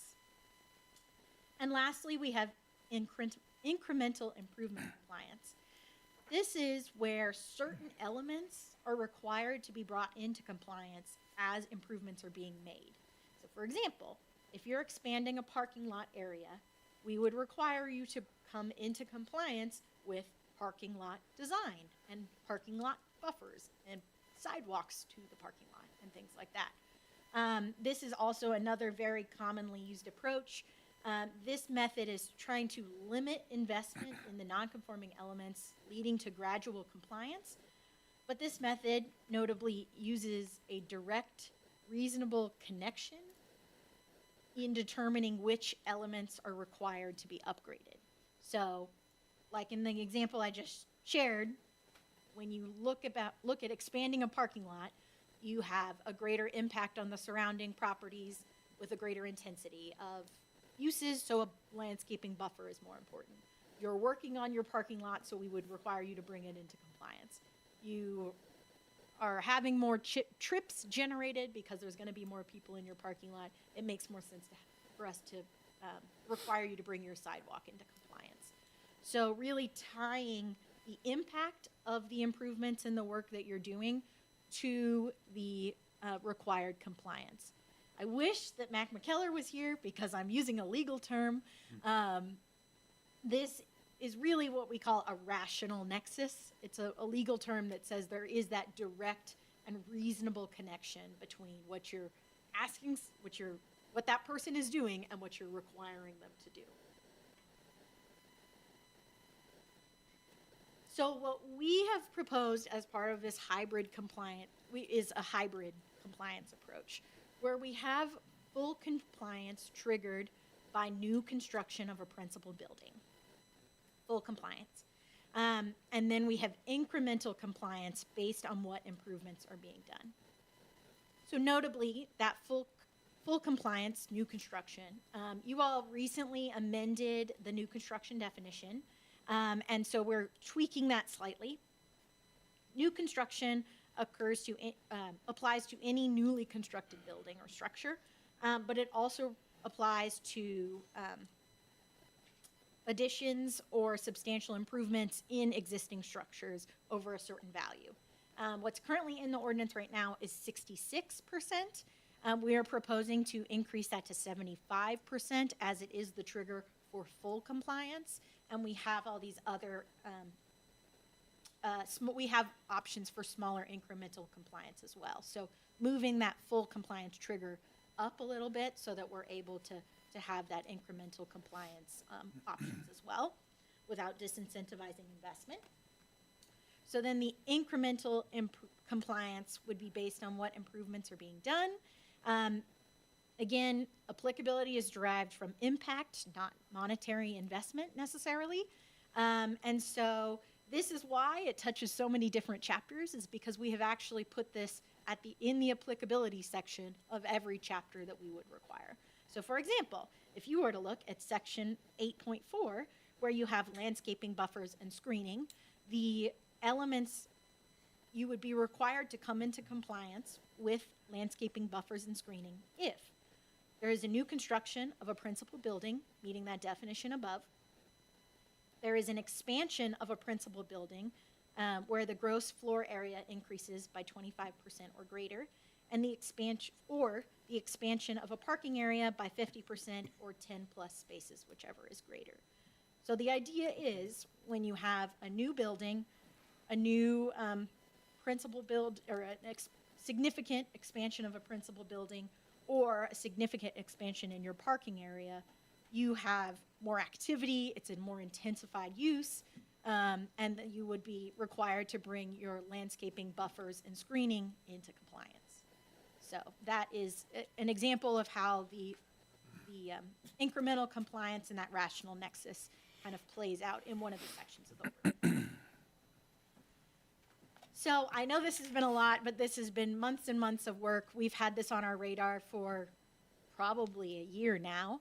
But in January, we started a really intensive process where we reviewed 25 ordinances from other municipalities, and we also had some test cases for different potential options that are here in Brevard based on some of the development we've seen. So we looked at some of our applications and said, well, if we use this kind of a model and this kind of a trigger, what would that look like, and would we want it to happen, and what would it change? And so we used all of that, and we spent multiple months going through those cases as a group before having a work session with Planning Board in March to discuss all of these different kind of things. And then they unanimously recommended in favor at their April meeting, which that you have before you today.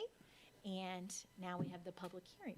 So that is the process we've been through, our rationale for a lot of the changes. I apologize, it's super technical, but it's really important for us on a daily basis to be able to clear this up and make it as clear as possible for applicants as well.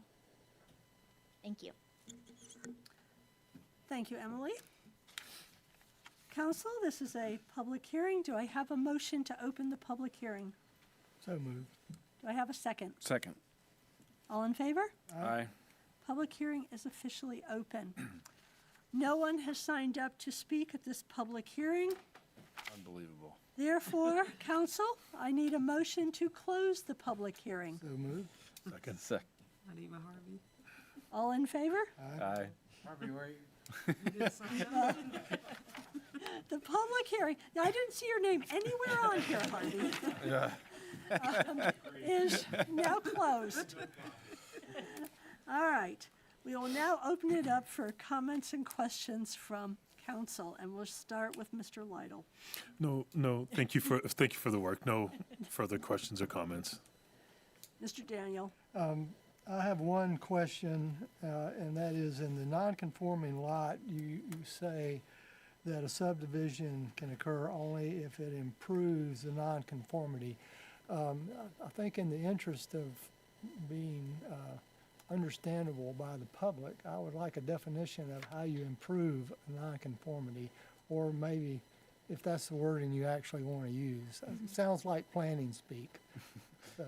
Yes, understood. So an example would be sometimes we have people come in with lot line adjustments when they're a historic shed that's been on the property forever. The lot line runs right through it. So we would want to allow them to build to do a lot line adjustment to move it out of the way. So we will definitely, I can add some language to that effect. Okay, all right. And so, but I will say also that when I saw this and read through it, it was, I feel like this is one of the more important reviews you guys have done to our ordinance. You know, all the other ordinances that we work on and pass and have hopes for the formation of the city of Brevard, without this process, it really slows it down. It really makes it difficult. So I appreciate that. So thanks. Mr. Baker? Sure. Yeah, great work. I think I was one of the proponents of lowering the threshold for new construction to 66% versus 75%, but I think my rationality, or the reason I thought that was warranted was we didn't have a way to make incremental improvements, and so it was sort of all or nothing, and this seems to make a lot more sense in terms of allowing incremental improvements as people improve their lot or their building or what have you. I do have just a couple of questions. I wonder, I know there was a section that touched on the architectural standards, but I need a little bit more clarity on how this would interact with that particular section of our ordinances. So I wondered if you could just talk about that a little bit further. If I remember correctly, it is not, so if you look at section 5.2, where it talks about the applicability, we have written in here that the new construction of the building would always trigger compliance, that any new changes in the building facades that you're making would also have to be in compliance. So really, if you are if you're painting your building, even if painted brick, for example, painted brick is not allowed in our ordinance. But if you're painting a building, if your current painted building is hot pink, we will let you repaint it, but in a color that fits our approved color scheme. So it's trying to move us into smaller compliance without us making you completely redo your whole building and tear the facade off and put it back on. So we would still have some kind of requirements related to the work that you're doing, as those requirements would be subject to the ordinance. Does that answer your question? I think so. And that would apply to any exterior Correct. improvement at That's all? correct. Okay.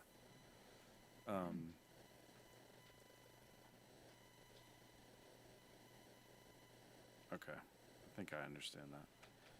My other question or slight concern, I guess, is just some of the sections rely on other trigger. The trigger is related to like the required off-street parking. Mm-hmm.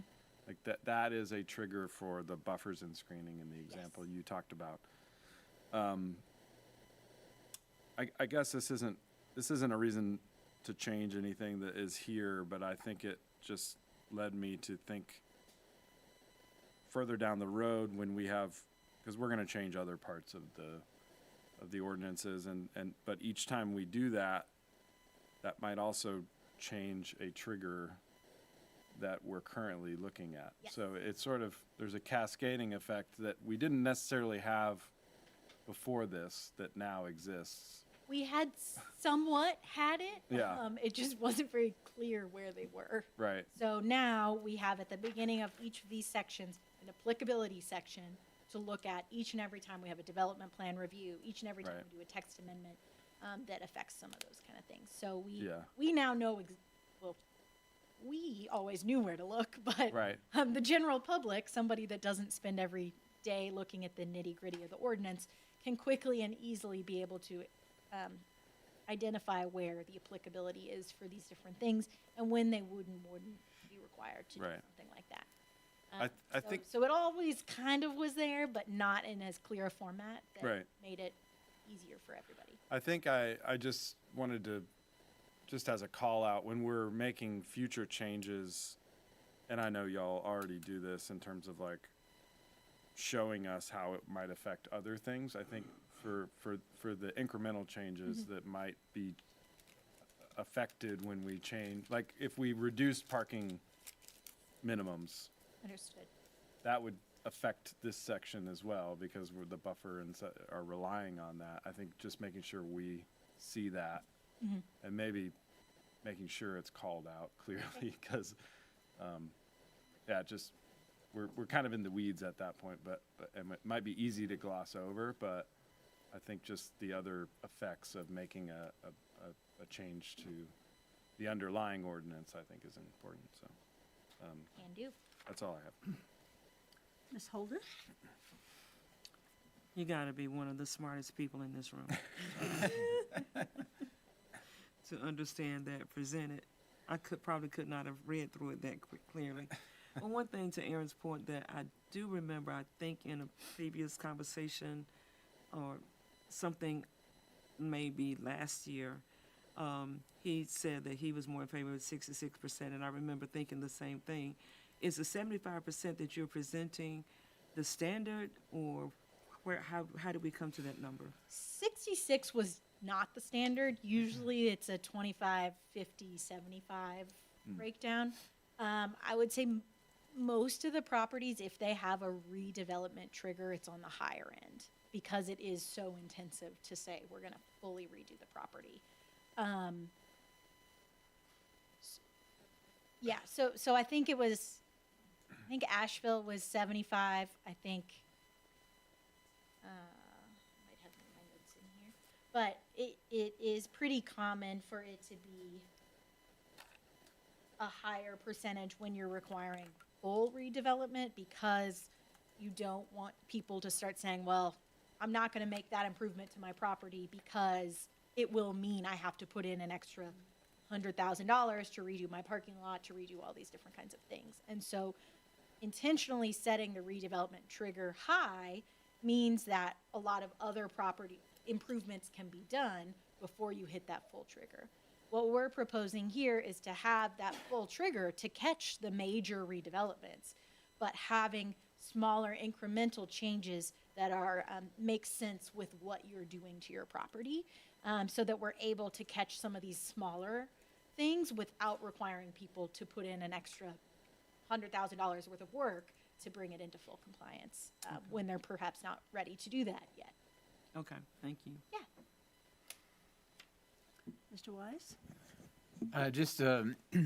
This is certainly one of the keystones of the UDO, and I had realized as an architect that there were some issues in the past, so this is really refreshing to see because it was hard as a professional to kind of interpret.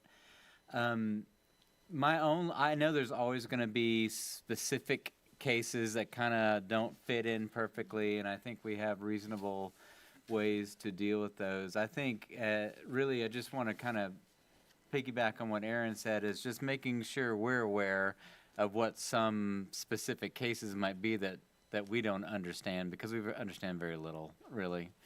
And just help us with all this. This is a lot of new information. So otherwise, fantastic work. This is really important.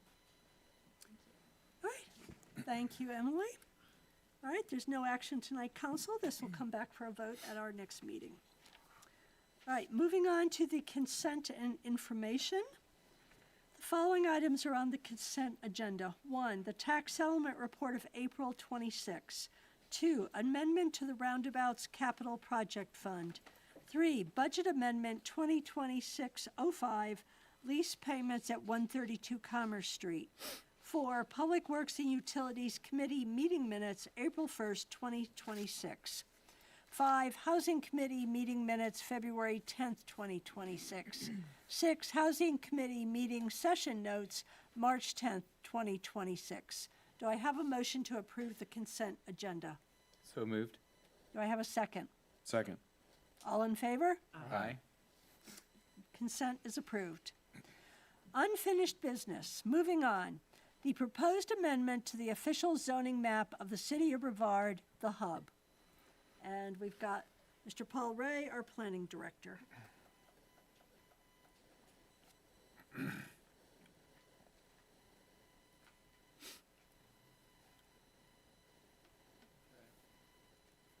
Good evening. Tonight, council is considering a voluntary rezoning request from Okichi Davidson LLC, I don't know if I pronounced that right, to apply the Pisgah Gateway mixed-use zoning district to 2 adjoining properties at 11 and 113 Mama's Place. The properties include the Hub Bike Shop site, currently zoned downtown mixed use, and 7.1 acre undeveloped tract that is currently split zoned. It's split zone residential mixed use and GR4. Together, the rezonings would be approximately 8.8 acres under the new PGX zoning district.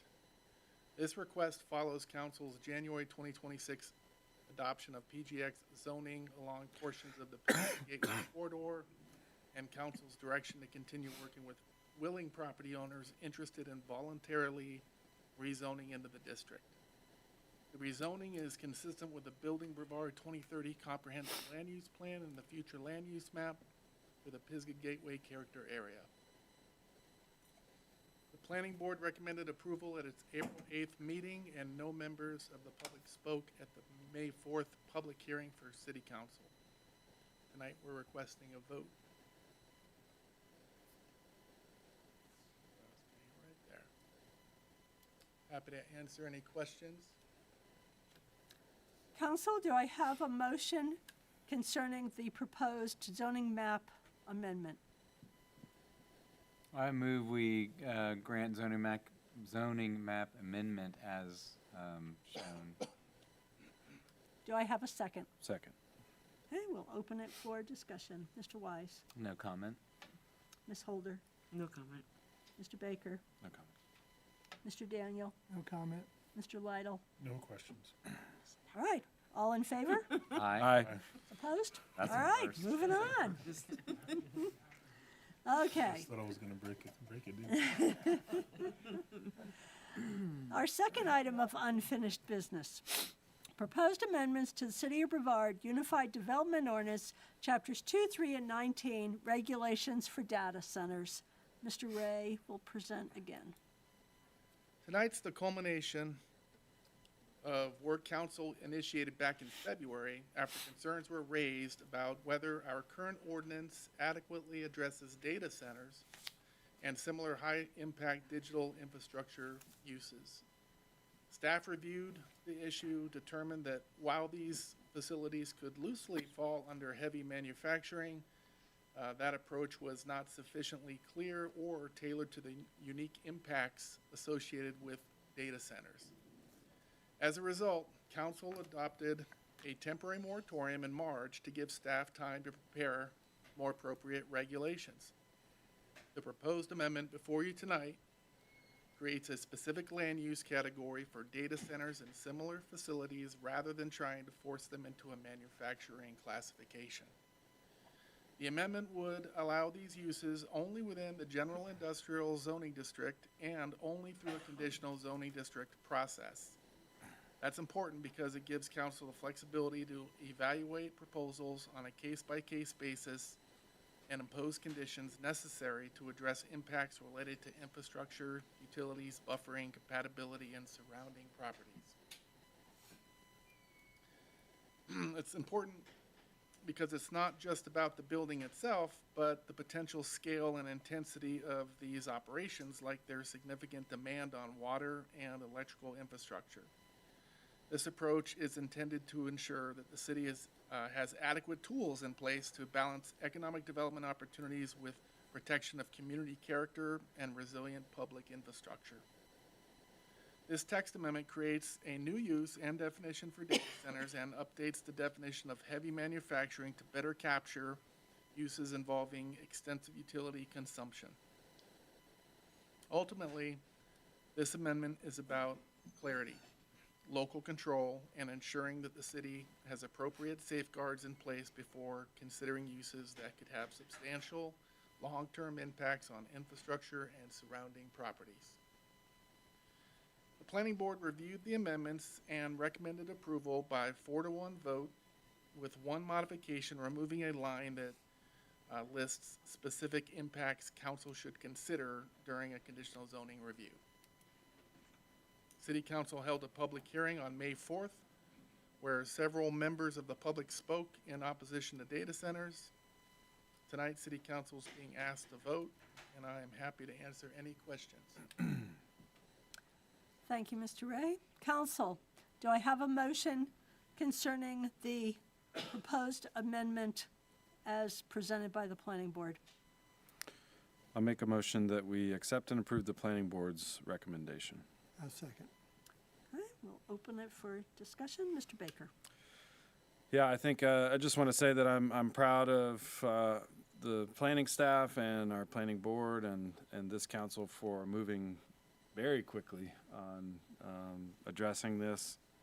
I think there was some confusion, I think, from the public on just why this was coming up, and an assumption that we wouldn't be proactive.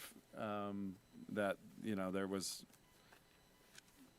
was a data center wanting to come here, and that's why we were bringing this up. But no, I think that is not at all the case. It's just that we recognized that we were not protected, and our rules were not up to date, and we moved in a very quick and proactive manner in order to add those protections for the community.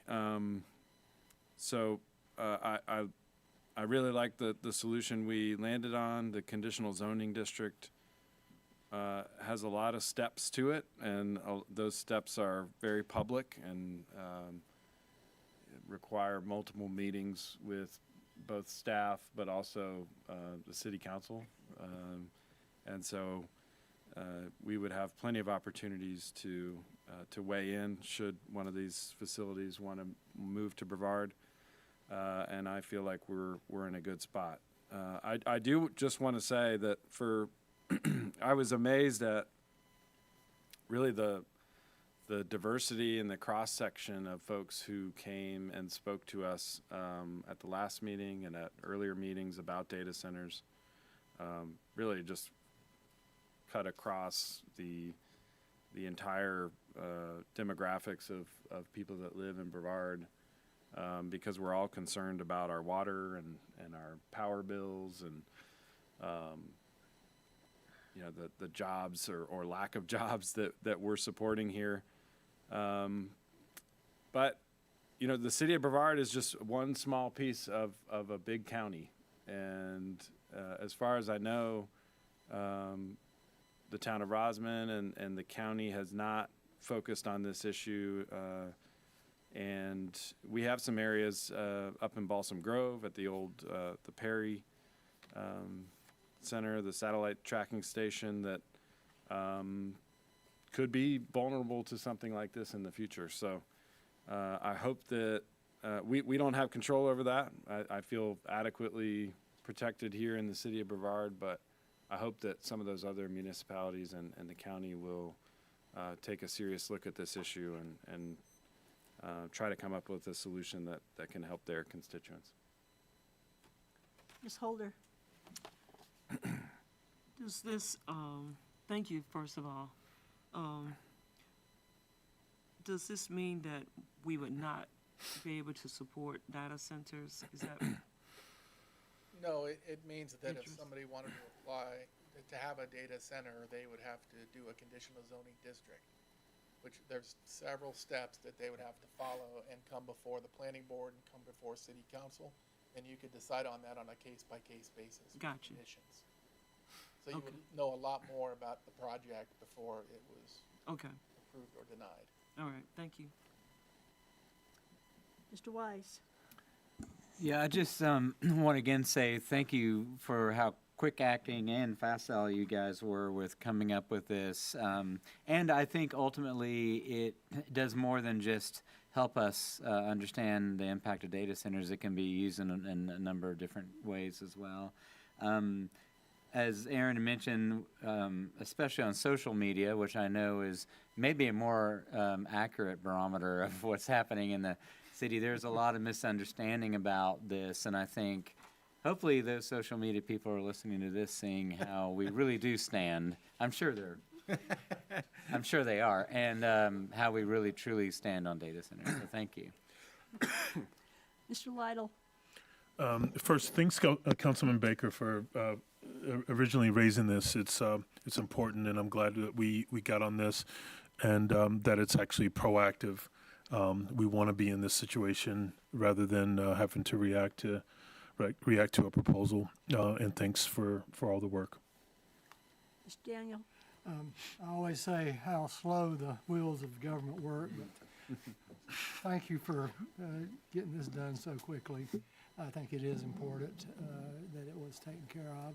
And I think considering that this, I think it was discussed quite a lot at the last meeting that, you know, the limitations of what we can do, this is the most that we can do. This is the most active we can be. And, you know, I know that I would like to be able to say no data centers, but we can't say that. But so thank you for getting all this done today.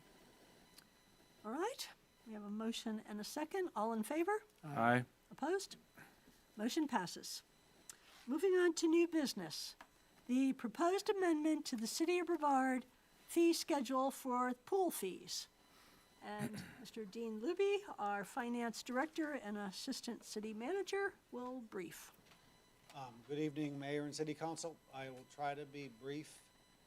Staff is requesting an amendment to the fee schedule concerning daily entrance fees to the Brevard swimming pool. It's currently $2. We're requesting that it be raised to $3. We did some research. It has not been raised in the last at least 10 years. We called around to 6 other pools, and all but one of them are either at $4 or $5 for daily admission right now. So we are requesting that you approve the fee increase from $2 to $3. Alternatively, if we leave it at $2, we'll have to find an additional $12,000 in the budget. We contract with a company called Swim Club Management for it was $72,000, but if we increase this to $3, it will be $60,000. Or you may have another option of a daily fee,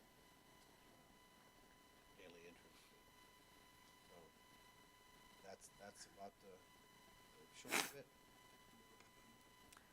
Okay, thank you, Mr. Luby. Council, do I have an motion to approve the ordinance amending the fee schedule as presented? So moved. Do I have a second? Second. Excuse me.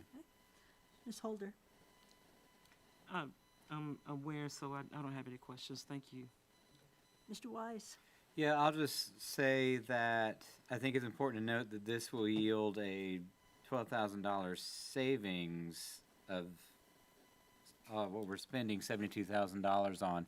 Not that we're netting a profit in any way, not that we're recouping all of our fees, not that we're trying to do any of that. This is just to lessen the burden so that we can hopefully use this to lessen the burden in some other places as well. Mr. Baker? Yeah, I think that is a good point, that the fees currently charged at the pool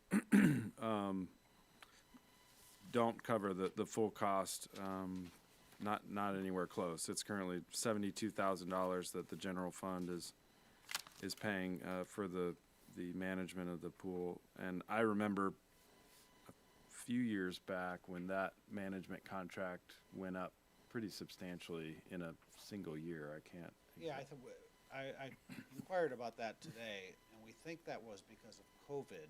And lifeguards were a lot harder to get, and then the cost of lifeguards stayed at a higher level. Right.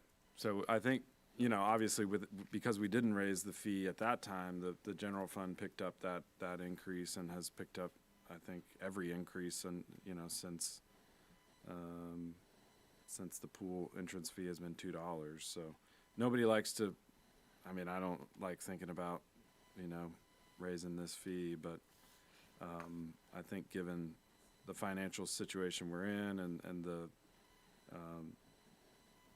the amount of money that we're spending from the general fund already, and given what you just said about surrounding pools charging an even higher amount, I think it's something that needs to be done. Mr. Daniel?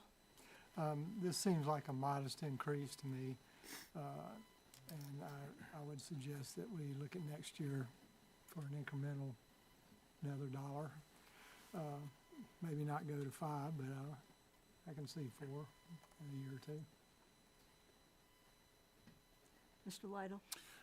And to that point, I'd be curious to see the difference in activity like entrance, how many folks are utilizing, and whether or not it goes down, stays the same, goes up with the raised fee to inform us next time. That information from swim clubs. Great, that'll be great to see. Thanks. Okay, we have a motion and a second. All in favor? Aye. Opposed? Motion passes. Moving on, our next item of new business is the 2026 North Carolina General Assembly Short Session Legislative Requests, and City Manager will briefly go over this. Yes, ma'am. Usually we go through this exercise a little bit earlier in the year, but our rhythm was interrupted this year by the death of our previous representative, Mike Clampett, and the appointment of his successor only one day before the session started. I'm happy to report, though, that both Mayor Kopoloff and I had the opportunity to talk to our new representative, Anna Ferguson, today and share with her the themes that we hope she'll advocate on our behalf. And we started setting up a visit for her next month.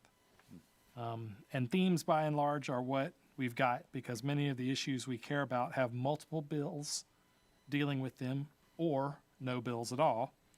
And so you won't see, at least on staff's proposal, any support or opposition of a particular bill, but instead support or opposition to outcomes.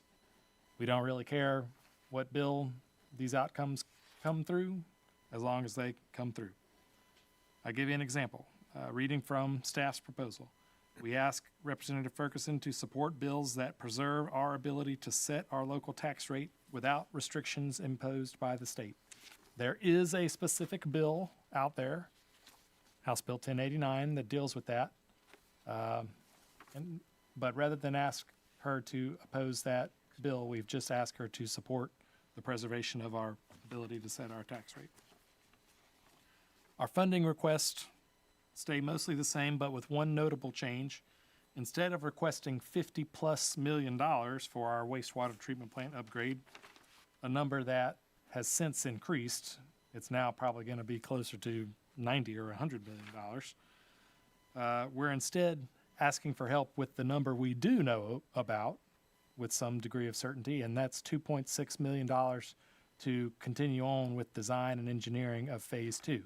I think the smaller number is also more likely to get funded, which is why we changed it from the big number to the small number for this request. Staff's proposal was included in the packet, but there is an alternative proposal that's been proffered by Mayor Pro Tem Baker, and it's printed in front of you. It's the one with the blue text. And of course, you can add, delete, or edit this as you see fit before you approve it, but we do ask that you approve the contents of our legislative request tonight so that Mayor Kopoloff, when she goes to Raleigh tomorrow, can have it in her hands when she starts meeting with General Assembly members and others tomorrow. I think at this point, Mr. Manager, I'm actually going to ask Mayor Pro Tem Baker to explain a little bit about Sure. why he proposed an alternative with some additional items. Sure. Yeah, the blue text is some additional language that I requested be put in underneath the local government revenue and property tax section. We didn't really have any language about tax valuation, which is something else that the General Assembly has started to talk about, but hasn't really dug into what we saw here last year with the county's revaluation, which was a disparity in revaluation increases between lower value properties and higher value properties. And I think we all witnessed what that can mean for individual people, especially folks who have lived here a very long time in a single family home, where some other higher value properties, commercial properties especially, we talked about the hospital last time, saw a tax bill decrease, which seems to me to indicate something that we need to fix. So there's some language in here about asking them to look for ways to work on that disparity. And then the other two items are specific legislation. I would, if we want to be consistent and not actually list the actual bills, I'd be okay with taking the actual bill names off of there, and we could just leave the language. But those two bills, one of them is in regards to data centers, and something we've talked about here in the last couple months, which is that they currently have a sales tax exemption, which means that they do not pay sales tax on the energy that they use, and they do not pay sales tax on any of the equipment that they buy when they're building a data center, which just seems crazy. And the governor, I know, has highlighted this as something that needs to change. So that's one of the bills that handles that. And then the other is a bill that's been kicking around the General Assembly for a while, and it pulls together a couple of different things that are kind of jargony, but it removes parking minimum requirements for developments. It also has a lot of provisions about runoff and some stormwater help that I think would dovetail nicely into the stormwater work that we've done. But again, if we want to be consistent and sort of strike the specific bills and just have the language that sort of says we support those things, I'd be open to that.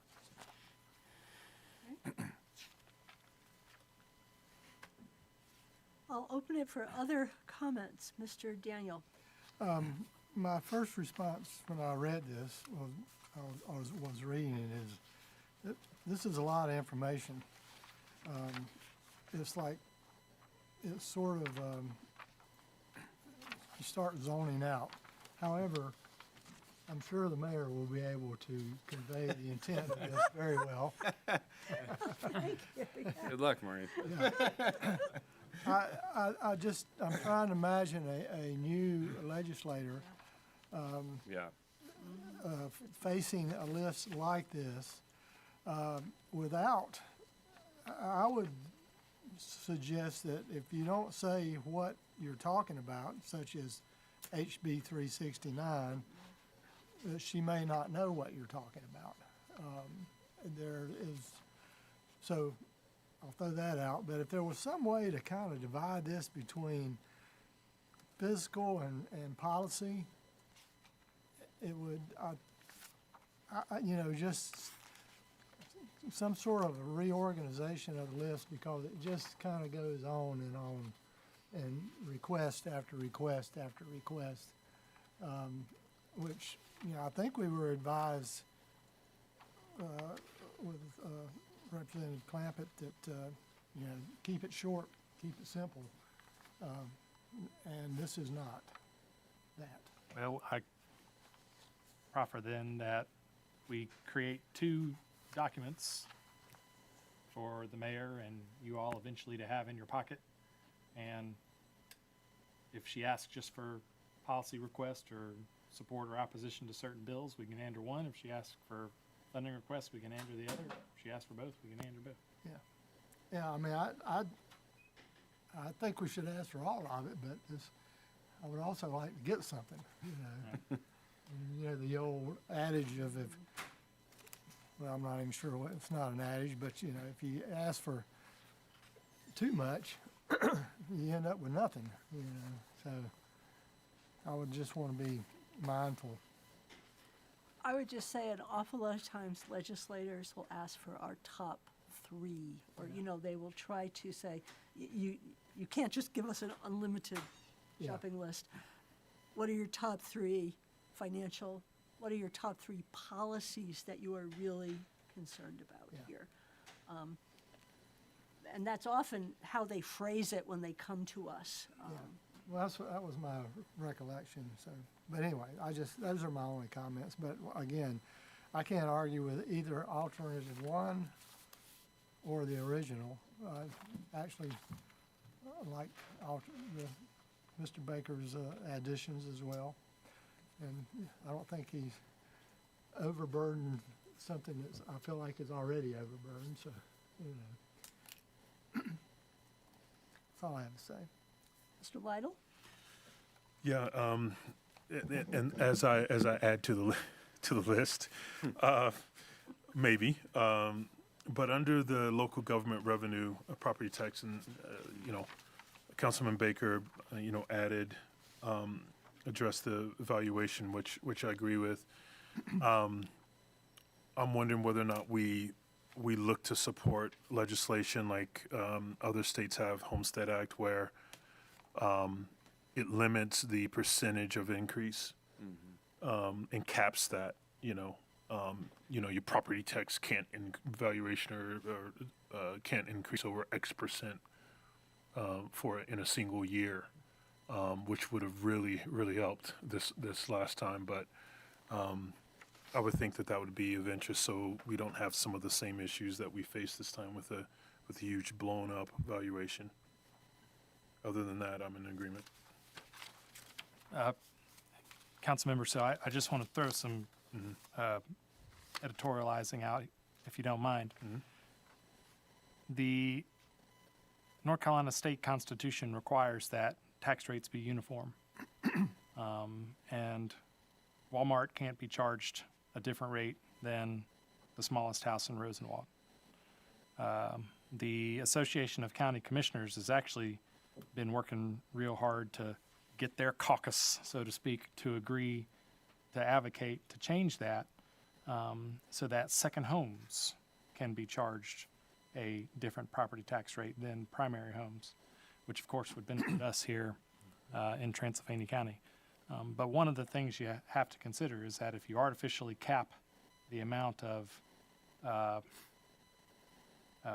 valuation increase that one property can see, you're also going to cap it for the high value properties that were undervalued last time.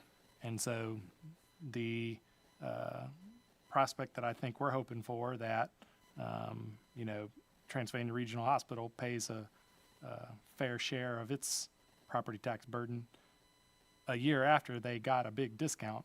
Well, capping the amount of valuation increase would put them permanently behind and give them a permanent break. See what I mean? So I think that there's some merit in what you propose, but you gotta consider that any artificial cap will limit our ability to, you know, raise the revenue that we need to provide all our services.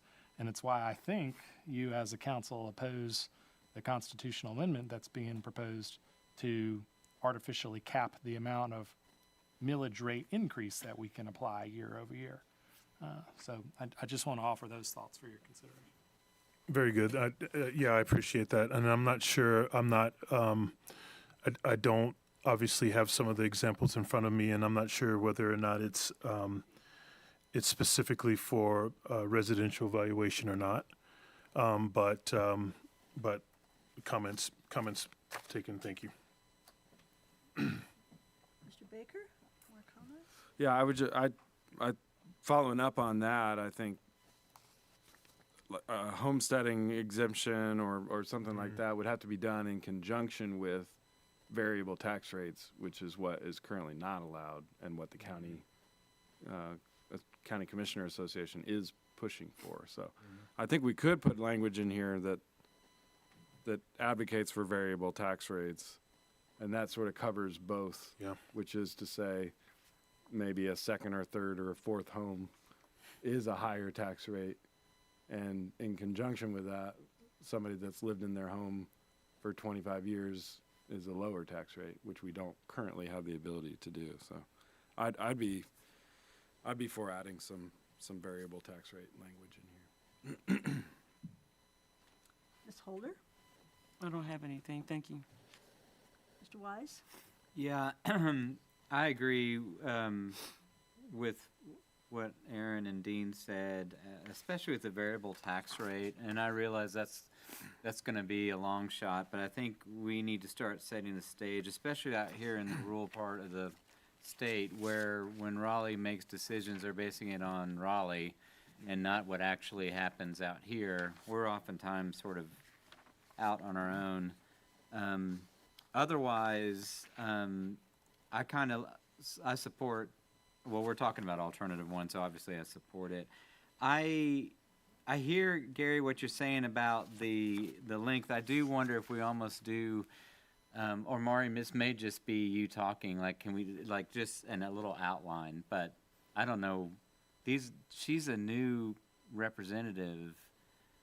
She's from here, so she probably gets some of these issues already, but what I don't want to do is, like you said, to kind of just overwhelm someone new. However, these are incredibly important, and I like having this information for somebody. Now, I will say that in my conversation with her today, I already talked to her about some that, you had previously already approved and, that has been on our list for a while. And she was pretty well informed on it. We talked about the wastewater treatment plant, which she already knew about, and which we will give her a tour of when she comes to visit. Oh, that's encouraging.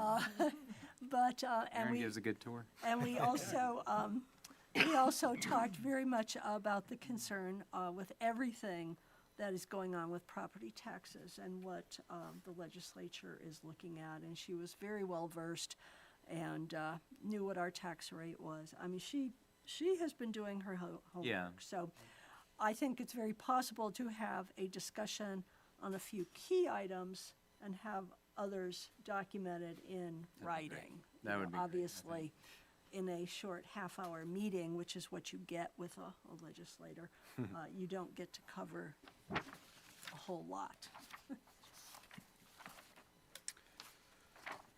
All right. Can I Yeah. read back the feedback that I heard? So by and large, adopt alternate one, but removing the references to specific legislation and just moving those outcomes, and just referring to those outcomes that are mentioned in the right-hand column there.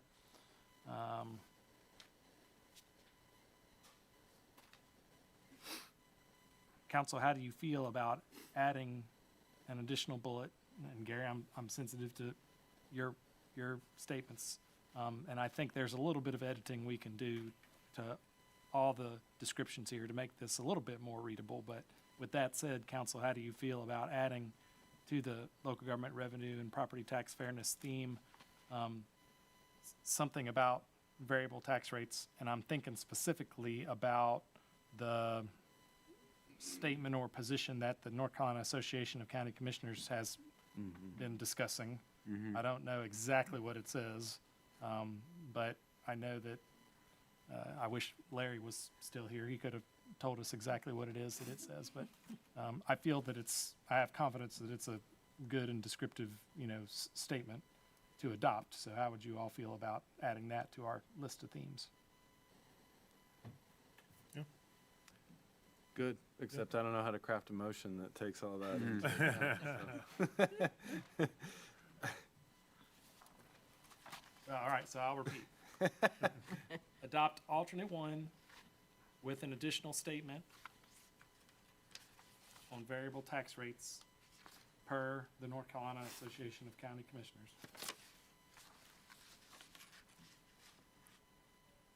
And removing any specific references to bills and instead adopting just the thematic language. I thought your feedback was the opposite. It was. His feedback was to add the bills. Yeah. Okay. But that's, I mean,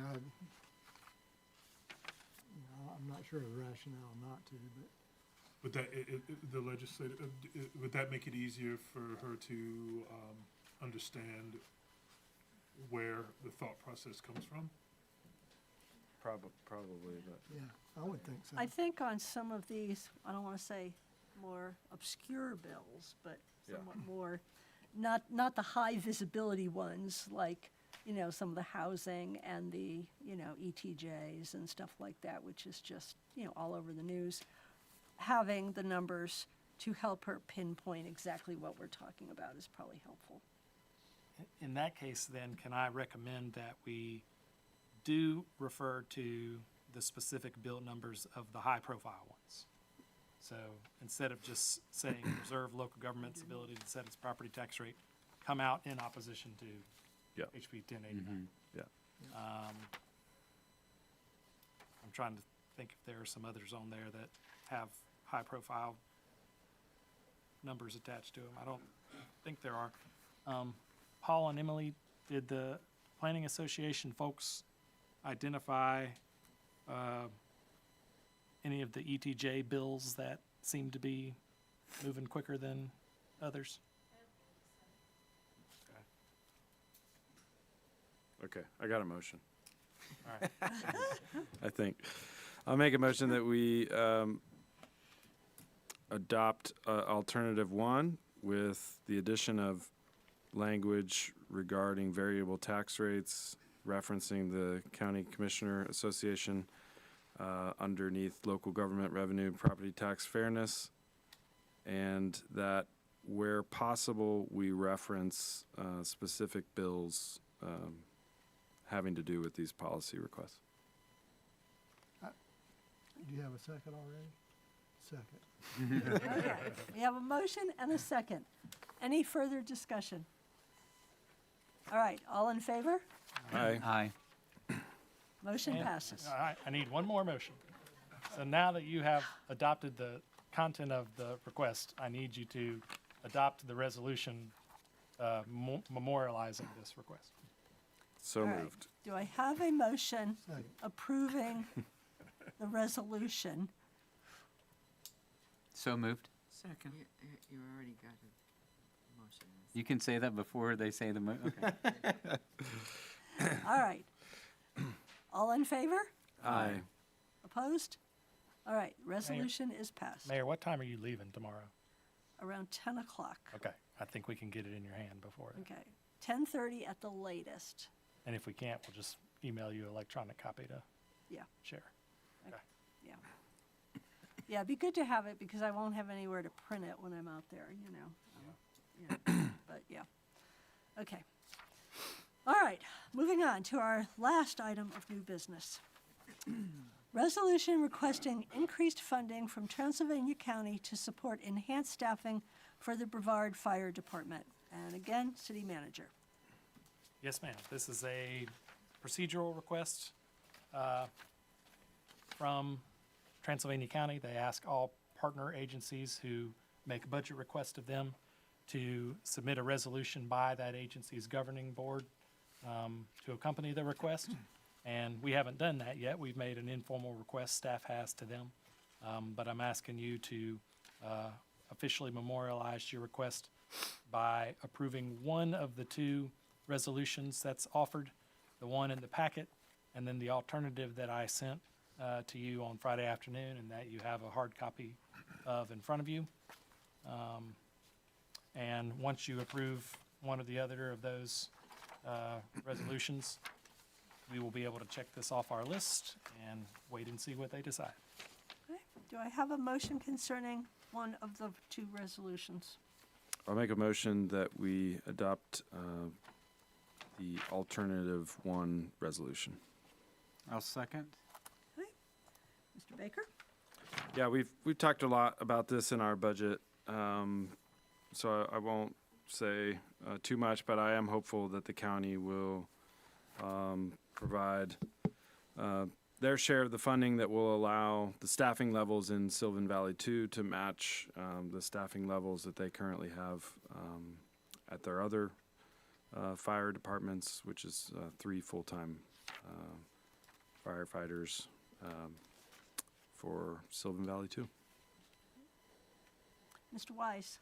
No comment. Ms. Holder? No comment. It's good. Mr. Lytle?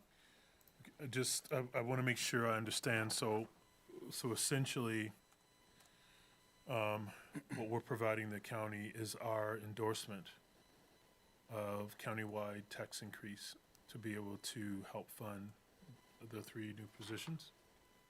Is that? No, okay? The language of alternative one doesn't clarify how it's funded, just that we're asking that they fund it somehow. Okay. But the county said that they would, their plan so far is not to have any increase. Come up to the mic if you would, please, Chase. This letter went out and asked that anybody who had an increase over 2%. Okay. This letter was requested to be submitted to them. Okay. This resolution, I should say. Okay. And do we know how much their portion of this is in real dollars? It's 140. Yeah. Mm-hmm.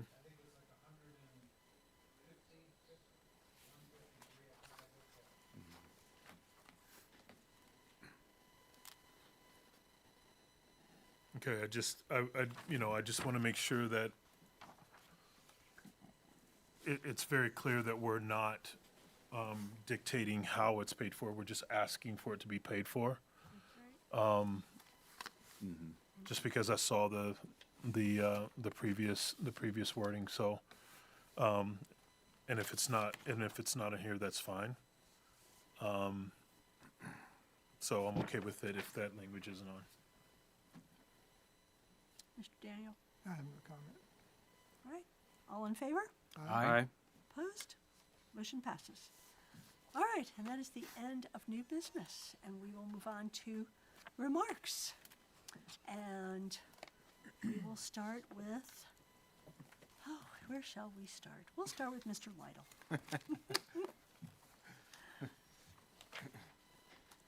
Myself? Yes. Oh, yes, okay. yeah. Nothing else to add. It was a good and difficult meeting, and lots to reflect on. But I think, as I said before, it's going to be a case where I think that there'll be some unhappy folks. But at the end of the day, hopefully, we with the budget can come up with something that's good for the city. That's all. Mr. Daniel? I would agree with Dean. Mr. Wise? Yeah, Dean brought up a really interesting word earlier, connection, and that and integrity sort of resonated with me. And, we just declared this as Public Works Week, which it should be like Public Works Millennium. But what we heard from a lot of people today and what we're dealing with in almost every capacity deals with Public Works, deals with our ability to deal with this city. And so the connection between what we hear people say and what we're actually doing and funding in our budget for Public Works can be lost because it's not always entirely clear. But we hear things about stormwater, about drainage, about trash pickup, about all these issues, and they all are certainly at the top of our priority, and that's why we're spending so much time this year on Public Works with new personnel, new methodologies, new strategies. And I think it's important to look at those connections to understand that none of these things that individuals deal with live in isolation. They're all part of a larger matrix that we're well aware of and trying to deal with. And that's all I've got. Ms. Holder? I'm processing a lot. We've heard a lot tonight. I would like to know what was the budget that was spent for Norton Creek, is that correct? And the completion of the project, what was that amount? I have to ask, and I'm wondering why we didn't see this before tonight. And is it possible, to get like this supplemental figures reference ahead of time? Because, we don't have time to really read this and process it and see where it fits in or doesn't fit in. So if we can get documents ahead of time, and that would be helpful for me. And I appreciate what everybody's doing, but we have a lot to process when we get our packets on Thursday or Friday. But to get something as we're coming to this session, it would be helpful for me to get as much as possible in advance. I know sometimes it can't be avoided, but I think that maybe getting something this important would be helpful.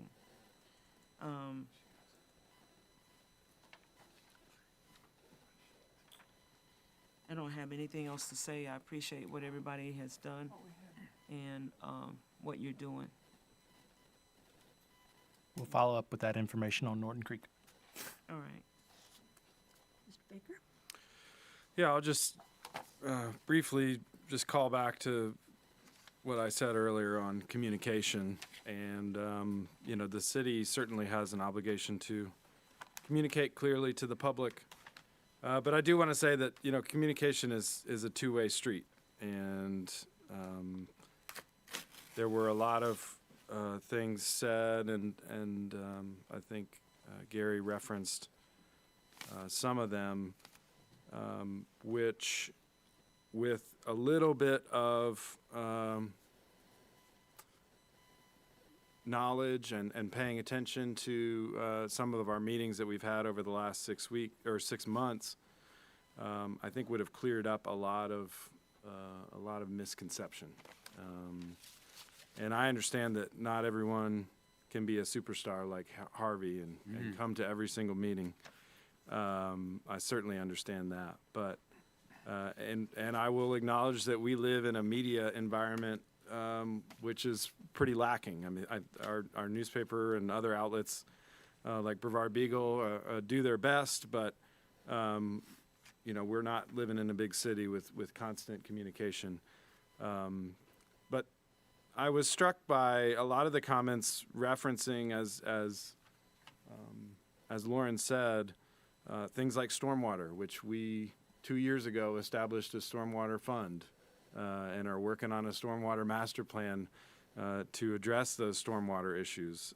Things like sidewalks and streets that are a direct result of our public works staff being understaffed. I mean, one of the speakers tonight mentioned that they were fixing potholes in his street and they got pulled away for an emergency. Well, that's exactly the type of thing that we talked about during our strategy session months ago as being a problem. That our public works staff is being pulled in multiple directions, which led to having, it started out with 4 public works staff in the budget and now 3. And I understand that some of these things are hard to follow and the decision making is spread out over months. But I just encourage people to ask questions. If you are concerned about a specific thing, reach out. The mayor, I think, over the last 5 years has done a great job of being present and available, and she can take those issues one-on-one with folks when they bring them to her and let them know what city council has been up to for the past 6 months on that particular issue. So I think our budget, you know, obviously we heard a lot from the public tonight, and some of it was pointed and directed in maybe a negative way towards the budget as it sits, but I think if you zoom out and really look at the budget and the priorities that we put in there, many of those concerns I feel like we addressed in the budget, and I'm proud of that. I really am, because a lot of work goes into this, and it's again, the communication could always be better, but I think it is good that the things we're hearing from the public are things that we are already addressing, and we need to continue to listen and make adjustments as needed. Yeah, I think the budget is in a good spot. I do have a question for staff, or sort of a comment. Just, there are a couple of lingering, I'll say, hanging chads, for lack of a better word, things that we still need to nail down, and I'm curious and hopeful that at our next meeting or when we're passing the budget, we can clearly lay those out so that council knows how to take action on the full budget, but then maybe some supplemental actions on individual things that we have talked about over the past couple meetings, so that we can make those small adjustments on the final document. That's all I have. Madam Clerk. Nothing for me, thanks. Mr. Manager. Well, Councilman Baker, I think I know at least one of those that you are talking about. And we had planned on having the smokestack discussion at the meeting tonight, but I pulled it from the agenda before we sent it out last week because there's still one critical piece of information that we don't have that I feel I need to bring to you all in order for you to make the wisest decision you can. But I can tell you that there's been some developments in that area, and they are that there is a possibility that we can retain a remnant of the stack. So at first our insurers were a hard no, and now they are a maybe. And so I'm waiting to hear back from one of the underwriters to get some information from them on what exactly they need to make their decision on whether they would be willing to insure a remnant of the stack or not, and how much it would cost us to provide that type of information, because that's gonna, I think, be important for you all to decide between whether you want to demolish the thing altogether or keep a remnant of it, the difference in cost. I can tell you that the difference in cost of demolishing it all the way and demolishing all but 20 feet of it is modest. But some of the additional measures and steps that we'll have to take to make sure that that remnant that's left is safe might push the cost up to where it's not worth it. But I need to get a little bit more information before I bring that to you all to make a decision on that question. But it will be on your next agenda. Thank you, Mr. Manager. When you first get elected to public office, they tell you that the most important thing that you will do as an elected official, especially at the local level, is the budget. They don't tell you it's also the most difficult thing that you will try to do, because there is never enough money to do everything that everybody wants. And I think several people talked about it. It's identifying what are the needs versus what are things that we want, and really concentrating on the things that we need to do to make sure that Brevard is a safe, healthy community where everybody can thrive across our demographic. And that's what we really strive to do. And that's what we work with the budget. This is the most feedback on a budget, and this is my 9th budget, the most feedback we've ever gotten. And, you know, I don't care if you're angry or frustrated, I want to hear it. I want to hear it. You know, so I so appreciate the honesty that people came to us with tonight. That means a lot. And I think I can speak for every elected official here. We listened and we heard you. And we'll be discussing with manager how to incorporate what we heard into a final product to the best of our ability. So, you know, running the city, it's also about taking care of our employees, because they are another big part of that consideration. You know, the people that live here, work here, and do all the jobs, such as public works, all of those invisible, you know, tasks that get done. So making sure that we are doing right by our employees is also another really high priority as we look at that budget. So I want to remind people, especially people from the Rosenwald community, that we have an information and listening session on June 11th at 6 p.m. at the Mary C. Jenkins Center. We're going to go over a lot of the projects that are on there, but it's also an open forum. It's also an open forum for people to talk to us about anything that they want to. So I encourage people to come to that. We do want to hear what you're thinking. We want to hear what makes you mad. We want to hear what frustrates you, so that we can try to deal and come up with the best solutions possible. So with that, I think it's time to adjourn for the evening. Do I have a motion? So, Do I have a second? second. All in favor? Aye. We are adjourned, and we have no closed session. Ah, yes, We have no lawyer. I know.